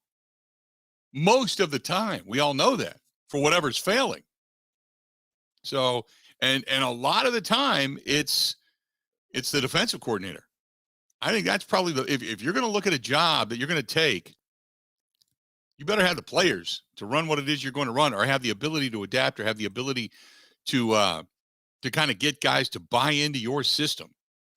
Because that's one of the most thankless jobs there is. Because when they play well, man, it's this guy having great instinct. He's got great hands. He's got great ball skills. Look at his hips. He turns, he goes, he covers. Look at this guy, swat and swim move. He's on the inside, down under move. He can get off blocks. But as soon as they give up a first down, well, the coordinators suck, right? We all do it. Right? Most thankless job in all of the NFL. I think it's the defensive coordinator. Offenses, this guy didn't make a play. Quarterback sucks. Line sucks. Everything sucks. But the minute you don't make a play in the NFL, man, defensively speaking, coordinator sucks. He's got to go.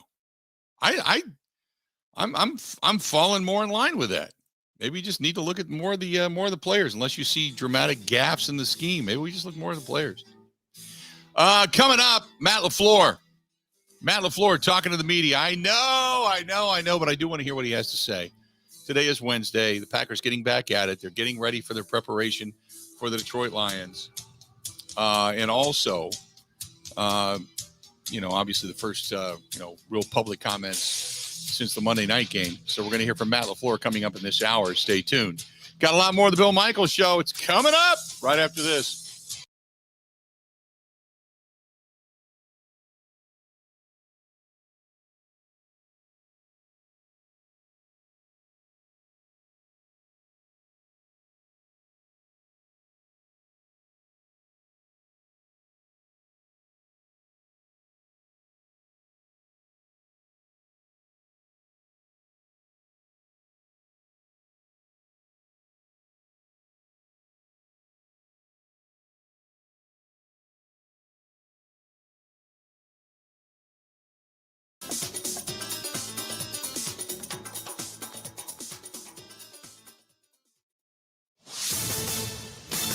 This is a Wisconsin Sports Zone update. Well, Giannis Antetokounmpo was unstoppable last night as Milwaukee beat Washington 123-113 at Fiserv Forum. The two-time MVP went off for a career-high 55 points, tied for the second most in Bucks history. He went 20 for 33 from the field, 15 for 16 from the line. He added 10 rebounds, 7 assists. Brook Lopez added in 21 points in the win.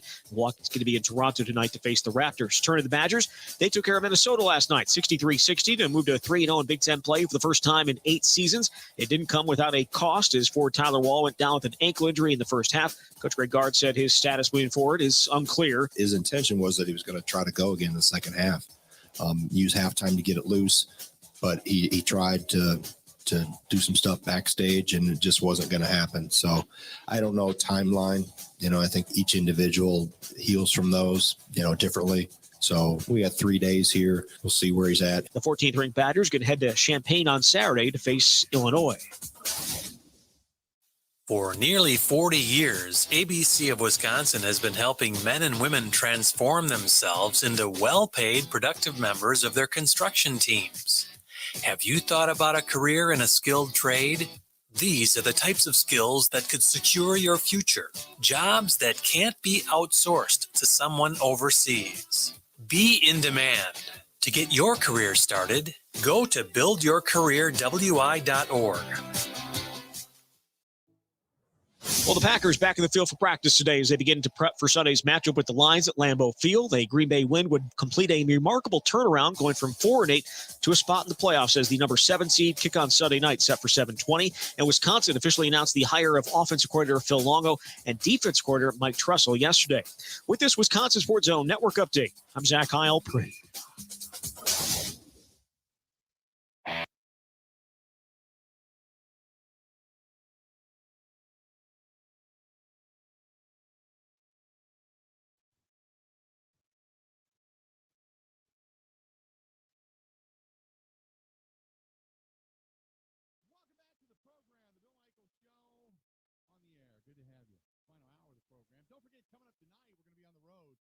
The Mecca Sports Bar and Grill. We're going to be down at the Deer District tonight, brought to you by our friends at Bud Light, the official beer sponsor of the Bill Michaels Sports Talk Network, and the Huddle is back. The Huddle is back. We're going to be at the Deer District tonight down at the Mecca.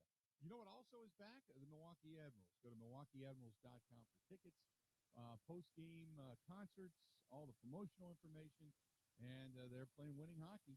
Go to Admirals, MilwaukeeAdmirals.com. That's MilwaukeeAdmirals.com. Got a couple of emails here I wanted to get to. This one's from our buddy Steve. First of all, it's encouraging to hear that Damar Hamlin is making progress. As I listen to you discussing the play call on offense, which I agree with, it brings into question to mind, is there a chance they bring Nathaniel Hackett back next year and have Stenavich go back to the offensive line, or is that too big of a slap in the face to Stenavich? I also really like the burst that Aaron Jones has had lately.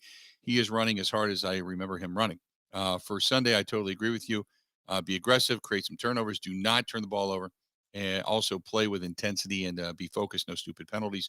Concentration and focus on both sides of the line, and discipline is going to be the key. Going back to Nathaniel Hackett, they could create a spot for him. They could bring him back in the sense of, assistant. Gold zone coordinator. Yeah, he could be an assistant, associate offensive coordinator, assistant head coach, or, whatever. Yes, to answer your question, they could bring him back. They could create whatever job they wanted to for him if they believe that he was part of that successful brain trust. Excuse me. So, yes, they could bring him back. As far as not turning the ball, I mean, it's obvious. You don't turn the ball over and you get a couple of turnovers, your chances of winning in the NFL go up exponentially. I mean, that is what it is. But this is a Detroit Lions team. Now, think of this for a minute. If the Detroit Lions go into the game on Sunday night and Seattle has won and Detroit knows they're not going to the postseason, think about all of this for a minute, how dangerous this team can become. Because Dan Campbell he's a guy, he's a go for it guy anyway. They're going to be looking for their first season above 500 in years. So I wouldn't put it past him if he's going to do a fake punt, go for it on fourth down all damn day long. If he's going to, onside kick coming out of halftime, whatever. You're going to have to be up for anything in that game because they have nothing to lose. They're playing for a winning season, but at that point, all they want to do is say, we're going to knock Green Bay out of the postseason. You're going to sit home with us. So, on one hand, you think, boy, I'd love to see Seattle lose because in that game on Sunday night becomes win and you're in for either one of those teams. For the Packers, it already is, but you know what I mean? Because then it's a smarter, real football, more conservative type of game. You're not just winging it and going for it, especially on the road. But if Detroit loses and they have nothing to lose other than the notch of a winning season, if I'm Dan Campbell, I'm pulling out all the stops. Empty the playbook. I would. That's another good point. 877-867-1670. If you want to find us, do it. By the way, Jimbo Fisher finalizing a deal to hire Bobby Petrino. Remember Bobby Petrino? He had the mishap with the girl. Wasn't it the girl in the back of the motorcycle, Ben? Bobby Petrino? Yeah. He's coming back. He's going to be the Aggies offensive coordinator. And he's going to take over the play calling duties. Petrino. Not that A&M is despicable enough. Right. For some reason, I have a hard time lending any positive thoughts towards that football program or school. Right. Jimbo Fisher's staff is him, Bobby Petrino, and DJ Durkin. Mm-hmm. Durkin was the Maryland coach when one of his players passed away during a summer workout. Mm-hmm. So pretty despicable. Yeah. I love the fact that just below that tweet, if you follow the tweet, there are all the pictures of Petrino with his scraped up face after that incident with the neck brace. With the neck brace and the coming out of the motorcycle accident with the quote young assistant he had on the back. There you go. 877-867-1670. 877-867-1670. We're also going to hear from Aaron Rodgers, or excuse me, Matt LaFleur coming up here shortly. We will hear from Aaron Rodgers coming up tonight on the huddle, by the way. So there you go. This one's from Chris, who says, watching the Detroit Lions play the last couple of weeks, that's a team playing with enthusiasm and intensity. This is going to be a tough game for the Green Bay Packers. The Lions are no longer just a pushover. Oh, I wholeheartedly agree with that. 100%. It is going, if that game, if Seattle loses, that's going to be a hell of a game Sunday night. It's a hell of a game Sunday night. I would expect a close one. I would expect a game in which I would expect a close game. Both defenses flying around. Now, I'll say this. If it comes down to it, I believe the Pack, and I can't believe I'm going to say this considering what we've seen throughout the season, but I'm going to say the Packers have a better defense. Much better secondary. Much better secondary. So I think they have the ability to win this game just on their defense alone. But the offense is going to have to give me more than what they've been giving me, and play calling is going to have to be more creative than what they've been doing and what they've been showing. Let's go to Russ, listening to us in Green Bay. Russ, how you doing today, man? What's going on? I'm doing great. Hey, I had some thoughts about what you were talking about, the significance of the Seattle game for the Packer Lion game, and I've been flip-flopping my emotions on how I want that to go. My original thought was, well, if the Lions have nothing to play for, then maybe they won't care. But then after listening to you, and I don't get swayed by other people's opinions very often, but you had a great point that they have nothing to lose then either. Right. So I'm thinking that maybe if they can get in, if they win, not a lot of guys on that team have that playoff pressure experience, and maybe, and even the coaches, they might coach that game completely different if they can get in, if they win. Right. And they might just tighten it up a little bit and maybe, I don't want to say choke, but you know what I'm saying. Sure. Just kind of wither under that. So I guess I'm now more leaning to, maybe it would be nice if Seattle lost, and then this was the game that you win and you're in. Yeah, I appreciate the phone call. Yeah, this is what I'm thinking, that if you win, if Seattle loses and the Lions, have obviously the postseason play for, first of all, it's going to be an incredibly intense game. But this is where you're not playing not to lose, but you're also not taking unnecessary chances. Dan Campbell does not want to be the coach that went for it on 4th and 2 from his own 30, But if you got nothing to lose, what the hell? And if you pick it up and you continue on down the field and you score, then you're keeping that Packers defense on the field longer than they need to be, blah, blah, blah. You'll do a few more things because, it's like, okay, so what? Let my guys go. Let it all hang out. But you don't want to be the coach to do something stupid, to make a bad play call and kind of an irresponsible play call in a big moment in the game and turn the ball back over to the Packers, or God forbid that, turns it over and allows them to score, and suddenly they go on to win, and you're sitting at home because of a bad play call or a bad chance that you took. So it's almost like, yeah, I'd much rather see Seattle win and have Detroit have something to play for. I don't think Detroit's going to come in. They're not looking to sit guys. They're not looking to come in and go, you know what? We're going to run everybody out there and see how the season goes. No, they're coming in with the mindset of Seattle could lose. We're going to be playing for something on Sunday night. And I'm sure Dan Campbell is saying, we don't want a scoreboard watch. We're going to know, but we don't want a scoreboard watch. But we want a winning season. We want to be known as winners. We want to be known as guys that closed out the season. We want to play for pride. That's what we play for first. If we have the postseason to play for, we're going to, that'll be, as much for the name on the front as we do for the name on the back. And that's got to be his motivational cry all week. And this is a young team. This is a pretty young football team that's coming into Lambeau. So they believe hey, we're on the right track. Imagine what's going to happen next year when we get a couple more pieces, Oh my God, it's going to be good. Where the Packers are like, boy, we got to take advantage of whatever we can get when we can get it, because we don't know how much longer we're going to be all together. Because we're an aging, older, high dollar team, right? I think it behooves the Packers or fans in general, so to speak, if Detroit comes in with something to play for. Just my thought. Let's go to Derek, listening to us in Albany. Derek, how you doing today, man? What's up? Hey, Bill. and discussed about, the motivation of teams coming in. And I know, play for pride. And I would say to Ben, and I would say to you, I've been watching football since the mid '60s, and I've seen 1,000,000 games. I really have, Bill. Mm-hmm. But you know what? When it comes to watching a game that my team is playing, an exciting game for me is 40-0 Green Bay. Now, somebody would say, well, that's not a good game. All right, 50-0 Green Bay. Right.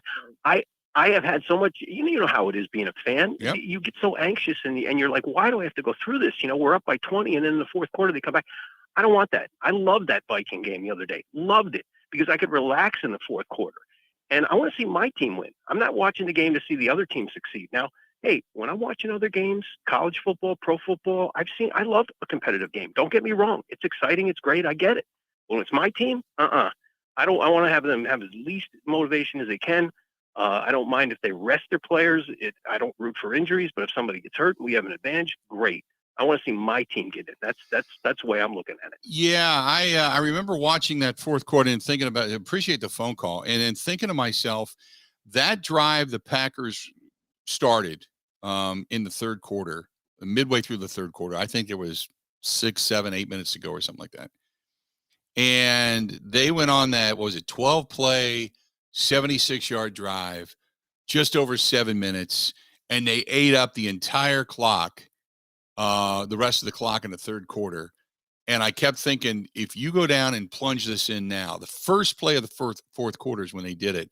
And that's the one that put them up 34-3. Because when they were sitting at 27-3, I was still watching the Vikings come back against Indianapolis. I kept thinking to myself, oh, my God, don't be the Colts. Don't be the Colts. Don't be the Colts. Don't be the Colts. But watching the Packers take control of that third quarter in the second half and that drive, they just ran it. They threw it. It was one to Watson, one to Lazard, picking up first downs. Here you go. Running the ball well.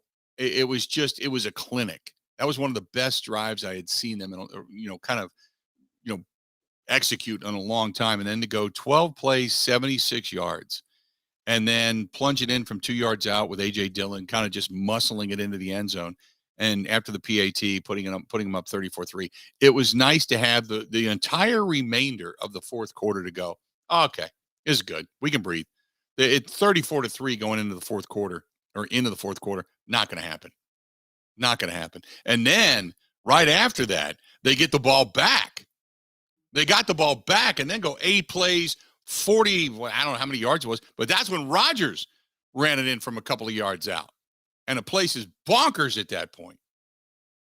So, yeah, it was, you're right. It was good to finally see a game in which the Green Bay Packers, as fans, you can just go, woo, got this one.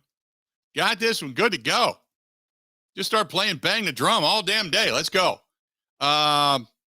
Jason says, what Green Bay radio station are you on? I believe right now it's 1400 in Green Bay, WDUZ, 1400. They have an FM and an AM. We're on the FM for a little bit, and then they switch us over to the AM. So go to 1400, I believe, in Green Bay is where you can find us. Good stuff. Let's do this. We're going to step away, take a break, come back. We got a whole lot more to get to. Promise you that. I got a little bit of an update, too, when it comes to the NFL and the NFLPA, talking about the evaluation of what they want to do regarding this, the Buffalo Bills and Cincinnati Bengals game. So I want to talk about that when we come back. Stay tuned. We got a lot more of the Bill Michaels Show coming up. This portion of the program brought to you by our friends at Stenny's, Second and National, Walker's Point, the Cheers of Milwaukee. The Cheers of Milwaukee. Go down there, catch a game, take the shuttle, whether it's going over to a Marquette game, if you're heading to a Bucks game, heading to a Packer game, whatever it happens to be. Not only do they have great food and beverages, but you can catch the shuttles, damn near everything down there, and even concerts and such too. Check out our friends over there at Stenny's, Second and National, Walker's Point, and coming soon, Stenny's Lake Country. Can't wait for that because it's only about 5 minutes from my house, and I'll be face first in wings damn near every day. More of the Bill Michaels Show next. Covering Wisconsin sports like a blanket. This is the Bill Michaels Show. on the Wisconsin Sports Zone Radio Network. Even when the weather outside is frightful, your energy bill could be much more delightful. Hi, I'm Gina Della from Pella. Replacing drafty windows and doors can dramatically lower your energy costs. Pella Windows and Doors of Wisconsin offers some of the most energy efficient windows in the industry, designed to keep the cold outside where it belongs. You'll help kick the January blues when you choose to book by the 31st for 0% interest up to 2029. You heard that right. No interest up to the year 2029 if you book by January 31st. Pella's premium wood windows and patio doors feature distinguished craftsmanship and nearly endless possibilities, with maximum design flexibility in dramatic sizes, custom colors, finishes, profiles, product types, and more. Hurry. To get the 0% interest up to 2029, you have to book by January 31st. Visit PellaWI.com. Certain restrictions apply.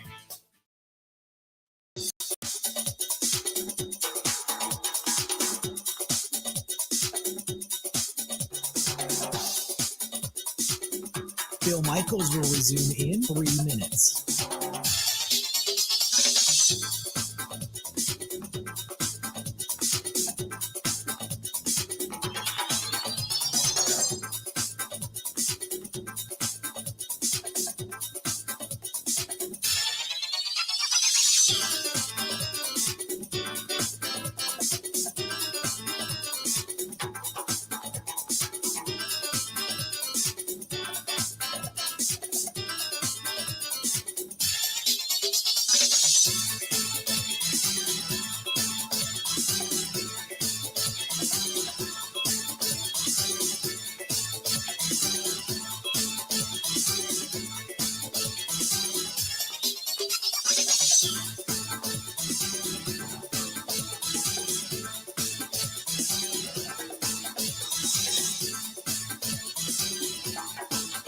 Bill Michaels will resume in 2 minutes.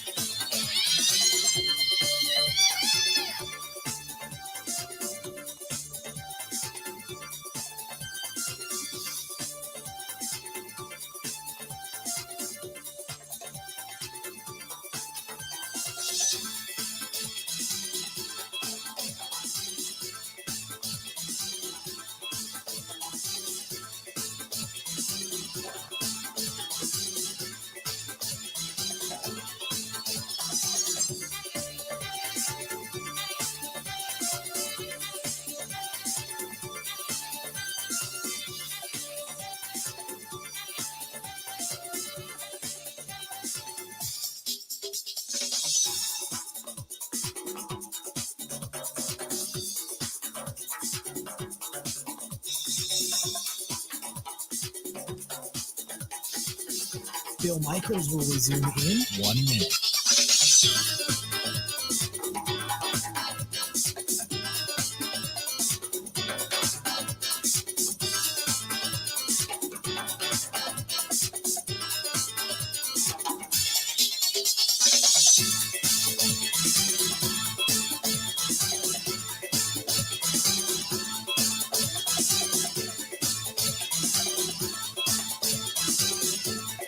Bill Michaels will resume in 30 seconds.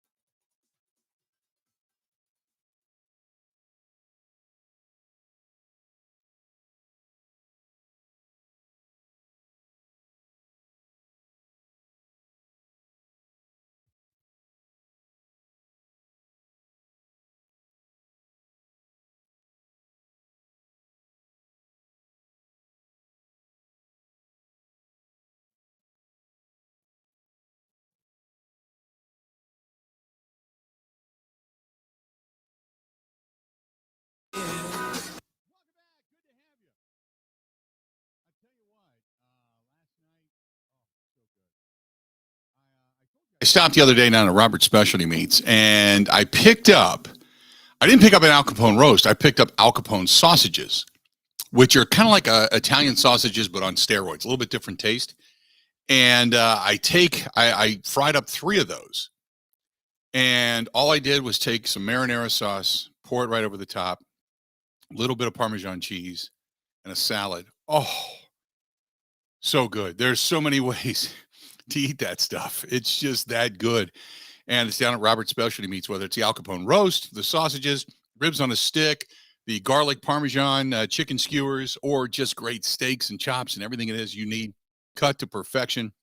That's our buddy Paul Roberts. Robert's Specialty Meats, Waukesha.com. That is Robert's Specialty Meats, Waukesha.com, right on Sunset Drive in Waukesha. You can't go wrong. He is your hometown butcher. For sure. For sure. The NFL exec, Troy Vincent, said everything is being considered when it comes to the Bills and the Bengals game. Said the guiding principles that took us into the 2020 season with COVID are there. It may not be perfect, but it's going to allow the participants maybe to be able to play.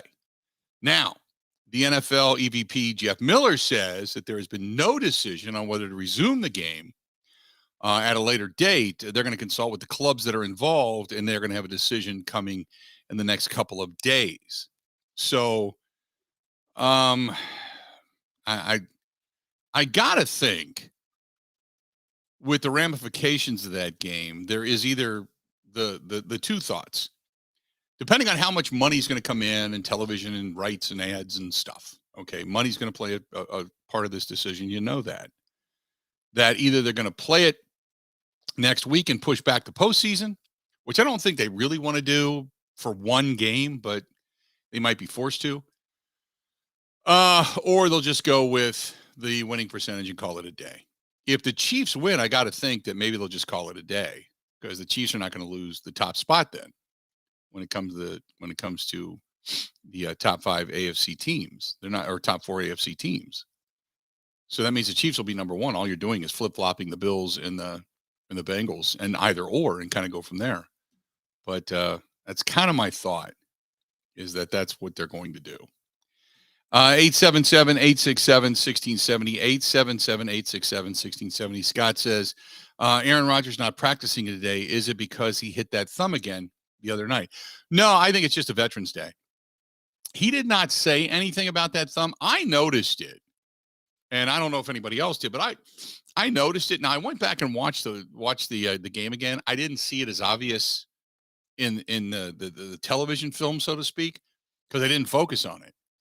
But when it happened towards the end of that first half, that was something that I went, oh boy, I really watched kind of close to see if that was going to affect him the rest of the game. It didn't seem to, really affect him that much. But I kept thinking to myself, man, if that was a re-aggravation and or re-injuring of that thumb, then that could have, postseason ramifications, I guess, might be the best way to put it. But yeah, it was something I watched, but it wasn't anything that I really focused on. Might be the best way to put it. This one's from Drew. Drew says, hey, unit, love the program. Listening in Sheboygan. Good stuff. We got to get back into Sheboygan. I'd love to get back into our WHBL affiliate there. Got to get in there, because that's a whole area that's undercovered, so to speak. I'd love to do that. Thanks for listening to us in Sheboygan. He says, going back to Joe Barry, he says, I think that Joe Barry hasn't done a good job at all. As a matter of fact, if the players had to take it upon themselves to play better defense, then Joe Barry is out of the equation, isn't he? ? Drew, that's what I was saying. If it took the players to go, wait a minute, we got to fix this. Okay, the scheme is good. Okay, good. Scheme is scheme, right? And that's the thing where the Wizard says, well, they should go to a 3-4-3. Wizard, you're using a lot of numbers there, and the fact is that you're not even putting 11 guys on the field. So, but I get what you're saying. A 3-4 or 4-3. That's been the two bases for a while. Wizard, by the way, listening to us in Shawano. But the schemes are the same. Going back to the 3-4, Dick LeBeau had that years and years ago, and then there were teams that emulated that, different play schemes and turns, and one or the other usually, right? It's one or the other. It's the guy that calls the plays and the coverages at the right time, and it's the guy that teaches it to those guys for them to learn it, absorb it, what have you. You got to be able to communicate. I don't care if you're 95 or if you're 25. I don't care. I don't think age has anything to do with it. I think it's just the ability to break things down and to give it to somebody in their mind to go, oh, okay, I get it. I see what you want me to do.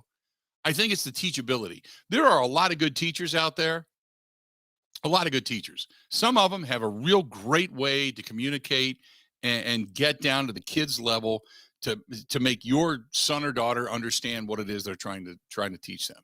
And then there's some that know it, and they're like, well, this is obvious, right? Here, and they're showing you, but you just don't get it, that what they're saying to you isn't clicking, right? We've all been there, done that. I think sometimes there's good coordinators who know not only what it is they're doing and the certain circumstances to call plays in and get a feel for the game, but they also know how to communicate things to the guys that they're coaching.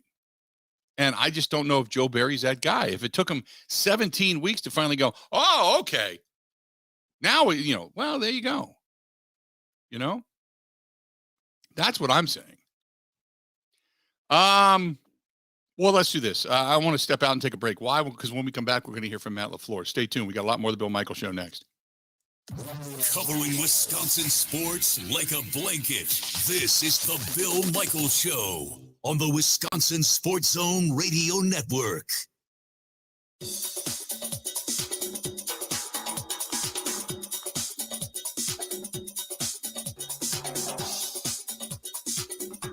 Bill Michaels will resume in 5 minutes.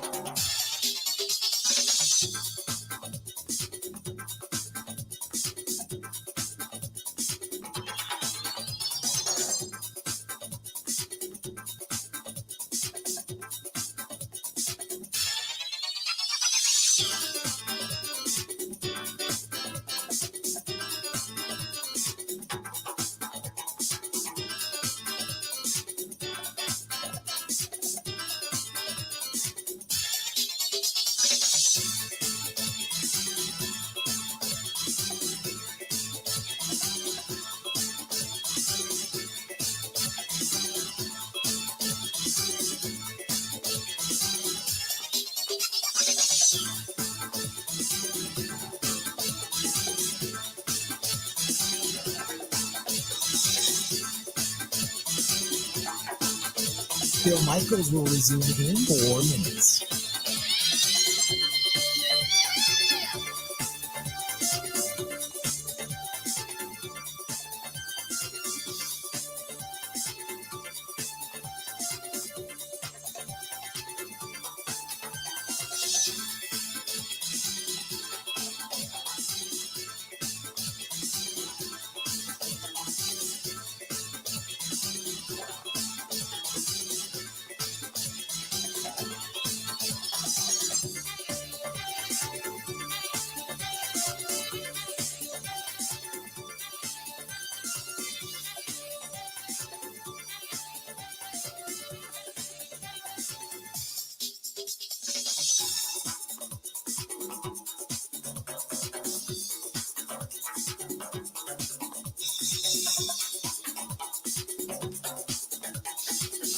Bill Michaels will resume in 3 minutes.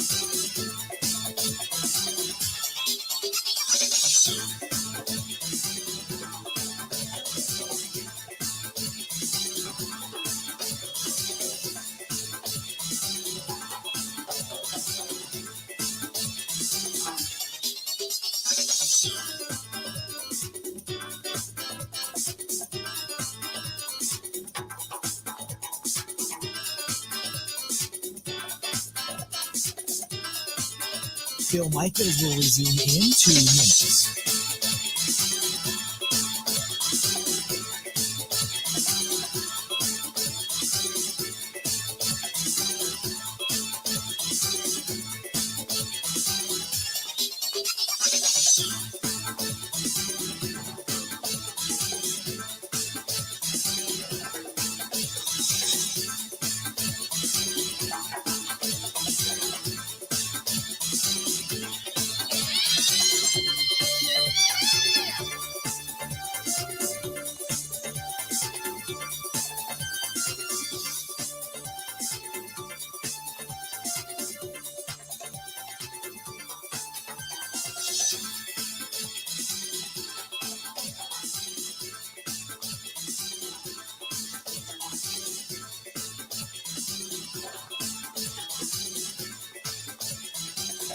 Bill Michaels will resume in 1 minute.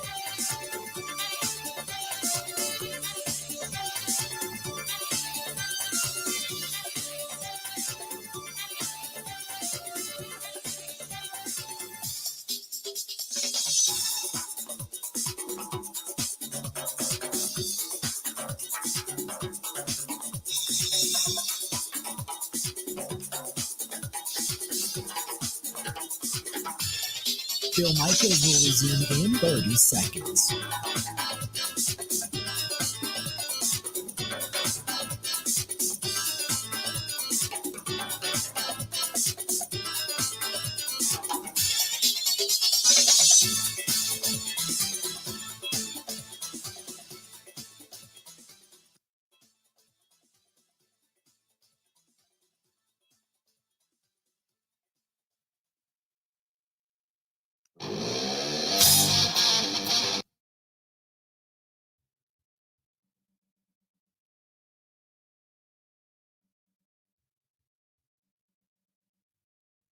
Wisconsin's fastest growing RV dealer. They are your travel and camping experts. It's Kunes, Kunes. Home of the big unit cruiser. Kunes RV, the motorhome, fifth wheel camper van, travel trailer of your dreams. It's waiting there right now. Huge inventory, too. They continue to get the 2023s. They're rolling in. So if you're looking for Forest River, Gulfstream, Nexus Store, whatever it happens to be, they've got it. They do consignments as well, so you don't have to deal with, getting rid of yours. But that's our friends at Kunes. Kunes, Kunes. RV.com. That is Kunes. RV.com. Just off the podium, Matt LaFleur hanging out. Let's take a listen to what he had to say. What we all witnessed Monday night was it was a sad deal. It was very traumatic, and it kind of puts what we do into perspective, and how that supersedes anything in life is just these players' health and safety, and everybody's health and safety. And that was tough to watch, obviously. And our thoughts and prayers are with Damar and his family and the Buffalo Bills. And just addressed it with the team this morning. And it was very, very quiet in there. And I know that something that's been on our guys' minds quite a bit. And I think it's tough for these guys to compartmentalize and understand that, you're thinking about that. You're trying to get ready for a game. And, but I did just catch that it sounds like the news is more encouraging. So we're all hopeful that it continues to trend that way. And, Flea had a chance to talk to our guys as well, and kind of give them just how many people are there to support in case of an emergency on game day. And it sounds like everything went as good as it possibly could have in that situation, just in terms of all the medical professionals. And it's so important that we do have everybody there to help somebody in that situation. And it's also encouraging to see the amount of support that he's received, and that everybody is, given to him, his family. I think it's pretty remarkable when you talk about the fund that was started, and where that is. Last I knew, it was over $6 million. I just think that that's pretty incredible to see people kind of rally around that, and him and his family in this tough time. Now, have you made mental health resources available to the guys?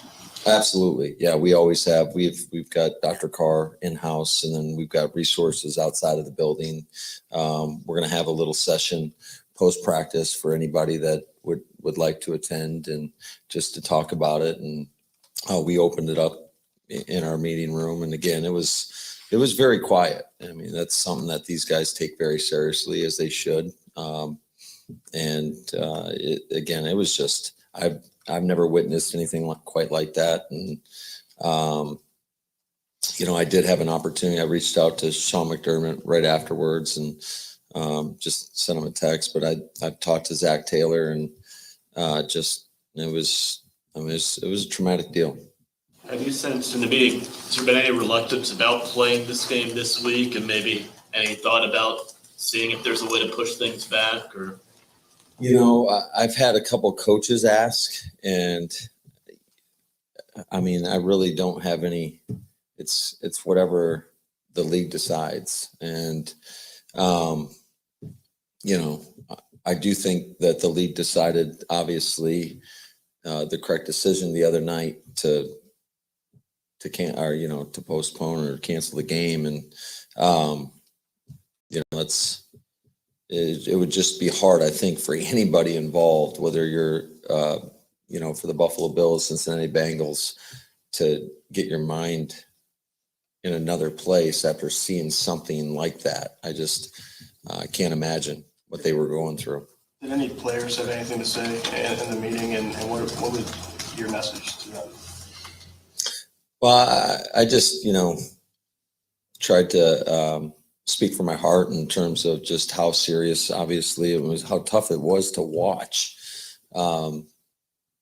You knew something was not right with the amount of time that it took to, get him into an ambulance. And how often do you ever see an ambulance on the field? So it just, like I said, it definitely supersedes the importance of any type of game. I mean, you're talking about life.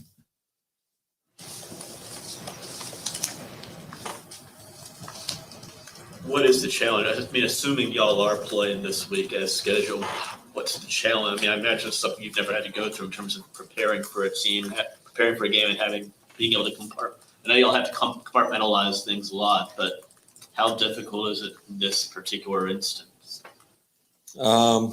It's not easy, but you got to do the best job you can. And I think the thing about it is, I think every team's dealing with this right now. I mean, we all are. So, and it speaks to the brotherhood of this team or this league, and how important these guys are to one another, and the compassion that we have for one another. But it's anytime you go out there and you go to compete, and we play a contact sport, and so that's unfortunately an inherent risk, although you don't see it. I mean, I've never seen it in my lifetime.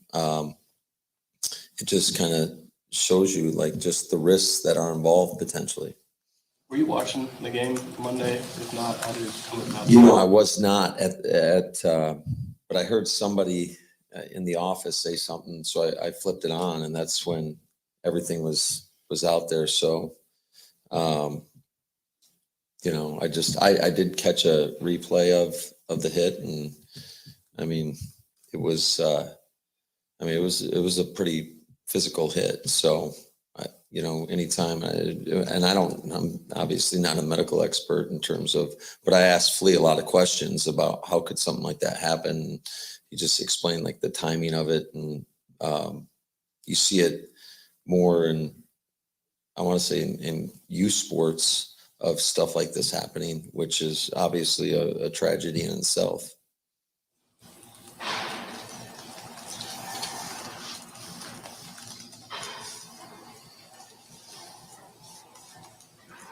Is there anything else? Is there anything different you'll do with practice today, or just have it as normal? We are going to jog through.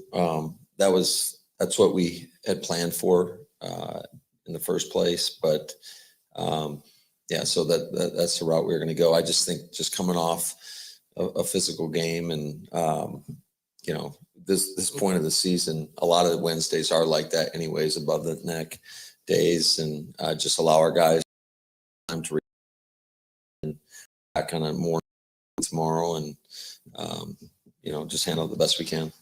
Christian and Keyshawn will be able to take part before the week's out? Yeah, I believe they will be. I think they'll be out there today, as a matter of fact. And, we came out of the game, I think, pretty clean. Did Bakhtiari feel pretty good afterwards? Yeah, I believe so. I hadn't directly talked to him about it, but, he seemed like he was in pretty good spirits today. And I thought, throughout the game, the one thing that you saw from our team, I thought was you saw a lot of excitement, a lot of juice and enthusiasm. And,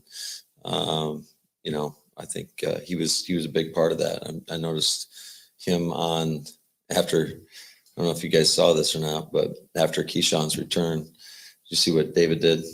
Oh, well, he was down there. He grabbed somebody's camera and was acting like he was the photographer. So it was a pretty cool moment. Just since you've turned the page here, how big of an advantage is the field this time of year? And I know maybe it's just been the Vikings fans, but there's been a lot of grumbling from their side over slipping and sliding on Sunday. Yeah, I mean, we have to play in the same field, so I mean, advantage of you knowing the field conditions and all that. probably. I mean, I'm sure. Yeah, there is. You always have an advantage when you're at home.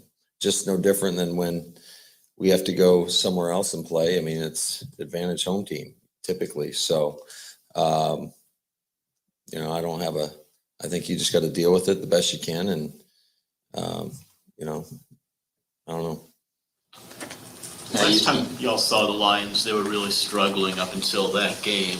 When you look at their tape of them the last month or so, what's the big difference that's now enabled them to kind of turn the season around the way they have? I think anytime that you're a team that maybe in their past haven't had a ton of success, you have to learn how to win.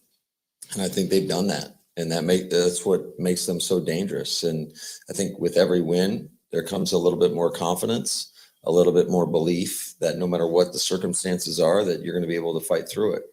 And you become calloused. And I think that's what they've done. I think Dan's done an outstanding job with the other coaches and their players of instilling a mindset and a mentality that they're going to go out there and they're going to compete and they're going to give you everything they can. And they've got a lot of good players. I think that's evident. They got one of the top offenses in the league. They got a defense that is flying around, opportunistic. I don't care what the numbers say. I think they've improved. Obviously, they held us the first game to 9 points with some key turnovers in that game. So, and then you look at their special teams units, it's one of the tops in the league. So this is a very dangerous football team that is capable of beating anybody in this league. I know we've asked you about Jamal, since he's been over there, but I mean, he's almost 1,000-yard rusher. He leads the league in touchdowns. You just got to be kind of really happy for how that situation worked out for him. Yeah, no, Jamal's a guy that is tough to root against, although I'll find it in my body to do that on Sunday. But he is a guy, he's just, this is a people business, first and foremost. And you develop relationships with these guys, and just to see how he would work and treat his teammates on a daily basis. And I've talked about the culture that has been instilled in that running back room by Ben Sermons and just getting the right kind of guys in there. I still find myself like smiling when I see him doing one of his dances, after scoring a touchdown or whatever. I just would like to see them either, just in the pregame. He can do it in the pregame, and hopefully we can hold him down. But he is a tough, gritty competitor, and he kind of, to me, he's a little bit of,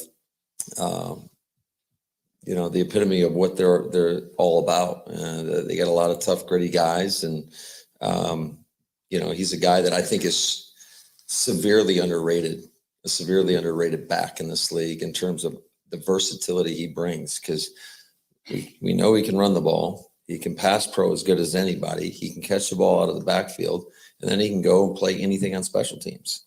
So I hold him in high regard.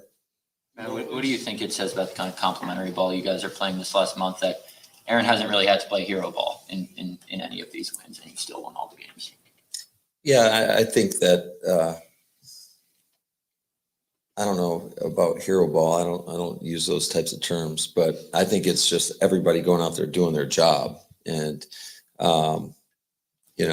I think he's made a lot of unbelievable throws throughout the course of these last 4 games, and then just the way he operates and gets us into the right place is, I don't think you can really place a value on that, because that is something that's so imperative to every team out there in terms of, you just talk about, if you can get in the right play, the probability of that play having success is exponentially higher than if you have bad plays, that like that safety blitz that we ran into the other day. But I do think that no, our team as a whole, we've gotten timely turnovers. Just going back to last week, obviously sudden change situations, how our defense has responded, gotten a huge boost from our teams.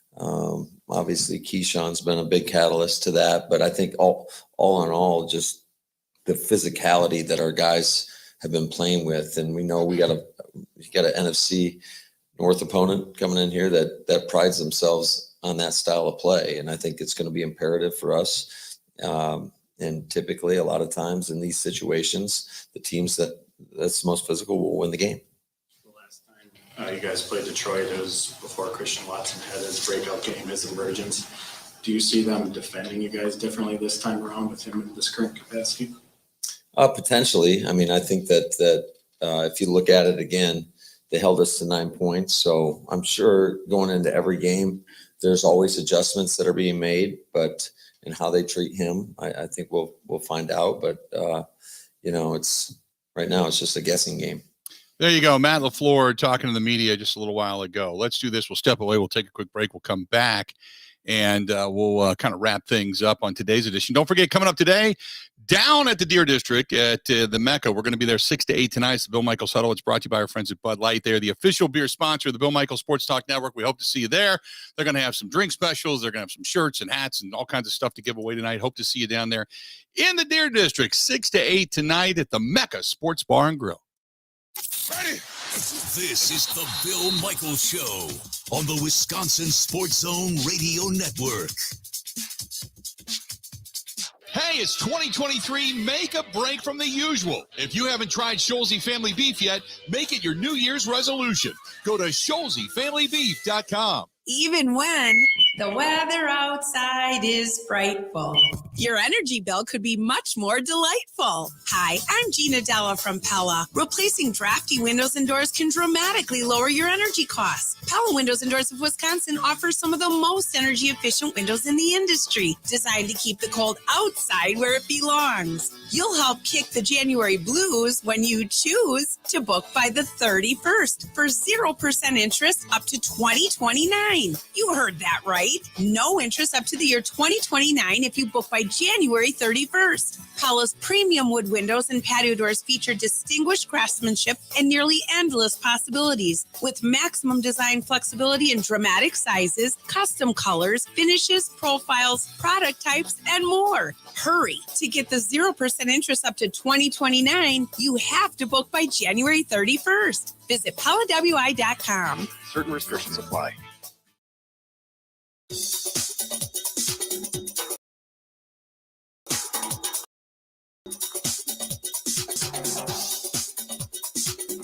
Bill Michaels will resume in 3 minutes.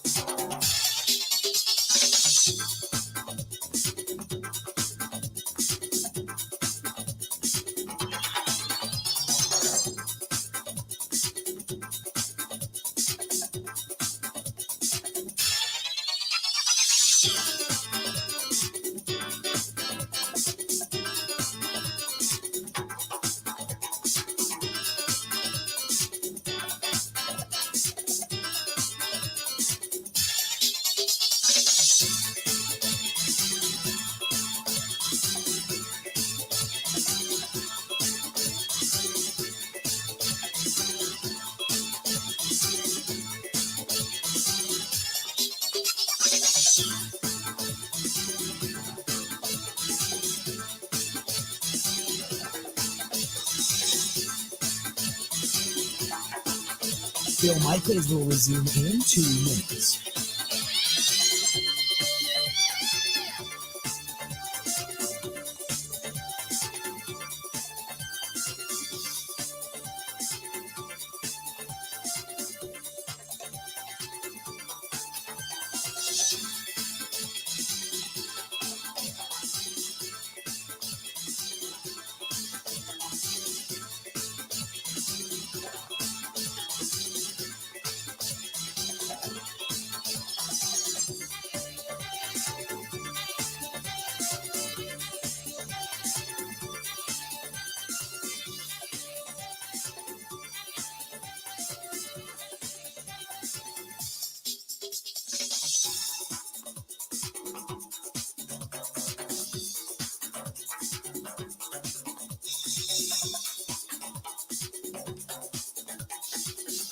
Bill Michaels will resume in 1 minute.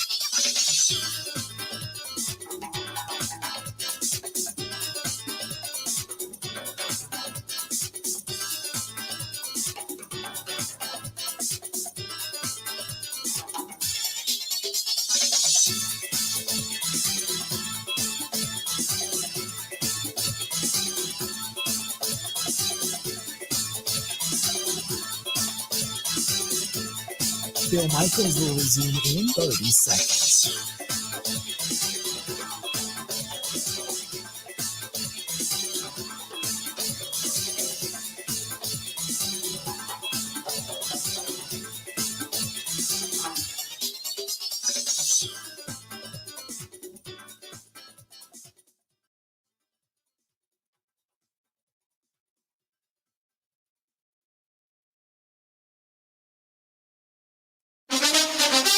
Now, in Green Bay, here's Mike Clemens. The Packers host the Lions on Sunday Night Football. After releasing Amari Rodgers in November, the Packers' Keyshawn Nixon has become the hottest kickoff returner in the NFL. Nixon, who returned a kick against the Vikings for 105 yards for a touchdown, says he feeds off the energy of the fans at Lambeau Field, and he has some help downfield. Man, it's the blockers. It's like all I gotta do is run straight. I literally didn't have to do nothing but make the kicker miss. But I can hear it like the fans when I'm running, so they kind of turn me up, and I hear them, and that turns me up. Packers linebacker Preston Smith told head coach Matt LaFleur, I think after we scored on offense, I had asked Matt, I said, have you ever coached a game where y'all scored in every phase? And he was like, no. But that's pretty cool, man. You know, Keyshawn Nixon, explosive guy on our kickoff return, getting that touchdown. Darnell with the pick six. You know, a lot of those guys getting interceptions, but the pick six was key. Yeah, Aaron, those guys going down and putting the points up on the board, man, and giving us room, you know, to be us and to let loose on defense. And many of the Packers expressing their concerns for Bills safety Damar Hamlin, hospitalized since Monday night, including Aaron Rodgers, who said on the McAfee show he was watching Monday Night Football. He texted Bills quarterback and his golfing buddy, Josh Allen. I reached out to Josh right away. I didn't expect a response. He actually texted me back from the locker room, you know, just because he's a close friend. And I just felt for him watching his face and putting myself in their shoes to watch somebody you love on the ground, CPR. I mean, that's when it gets real. Like, they're fighting to save this guy's life, not in the locker room or in the hospital, like on the field. I can't even imagine what that'd be like to go through. So, really tough night. I mean, I was shook up. That's Aaron Rodgers. In Green Bay, I'm Mike Clemens on the Bill Michaels Show.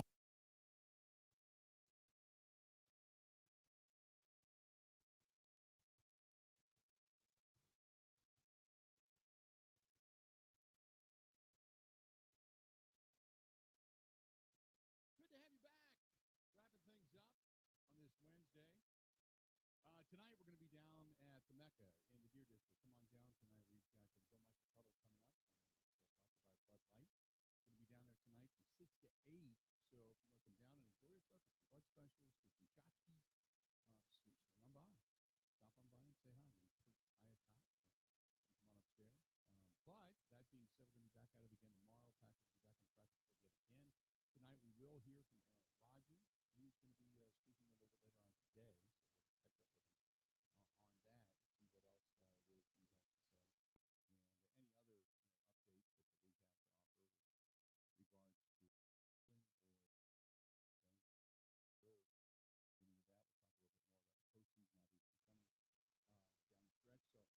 He's going to be speaking a little bit later on today. And looking forward to it again. That's 6 to 8 tonight down at the Mecca Sports Bar and Grill. Real quick, this is from Jack, who says, I think the Packers are a good team starting to peak at the right time, but how much better do they have to play to be considered a Super Bowl team? The one thing I'm going to caution you on, and I don't want to be a bucket of cold water on enthusiasm. I really don't. Let's see them win on Sunday night. How much better do they got to be a Super Bowl team? What do you think? How much better does this offense have to be to get past? Because right now it all lines up. I mean, the majority of chances where they're going to play if they make it to the postseason is probably going to be at San Francisco. San Francisco will be number one, Minnesota will be number two, and then there's a possibility exists that they could play Dallas. But the most likely scenario would be they go to San Francisco and they take on the 49ers on Wild Card weekend. So you tell me how much better this offense has to play to get past that staunch defense, and vice versa. The Packers defense has to play well against an offense that can score. Now, I would assume by then Deebo Samuel is going to be back and ready to go. I know he's been working out with the team, been practicing, so we'll see. He might even go this week, but I haven't seen the reports yet. But you get him back, that's an extremely tough team. A rematch of last year's playoff game, and in which the Packers just played terribly. But I think things are a little bit different for the Packers. I think their offensive line is going to be a little more stable than it was at this time last year, trying to get guys back and shuffling guys in and out. So we'll see. But they got to play a lot better to answer your question. Could it happen? Absolutely, it could happen. But you got to get past Detroit, and then most likely you're going to have to get past San Francisco after that. So there you go. Great stuff today. Thanks to everybody for hanging out with us. Everybody over on the Bud Light live stream as well. All of you, everybody that chimes in over on Twitter and Facebook and such, and YouTube and Twitch TV. Don't forget, find us Spotify, Apple iTunes, Google Podcasts as well. We'll be back at it tonight, 6 to 8, live down at the Mecca and the Deer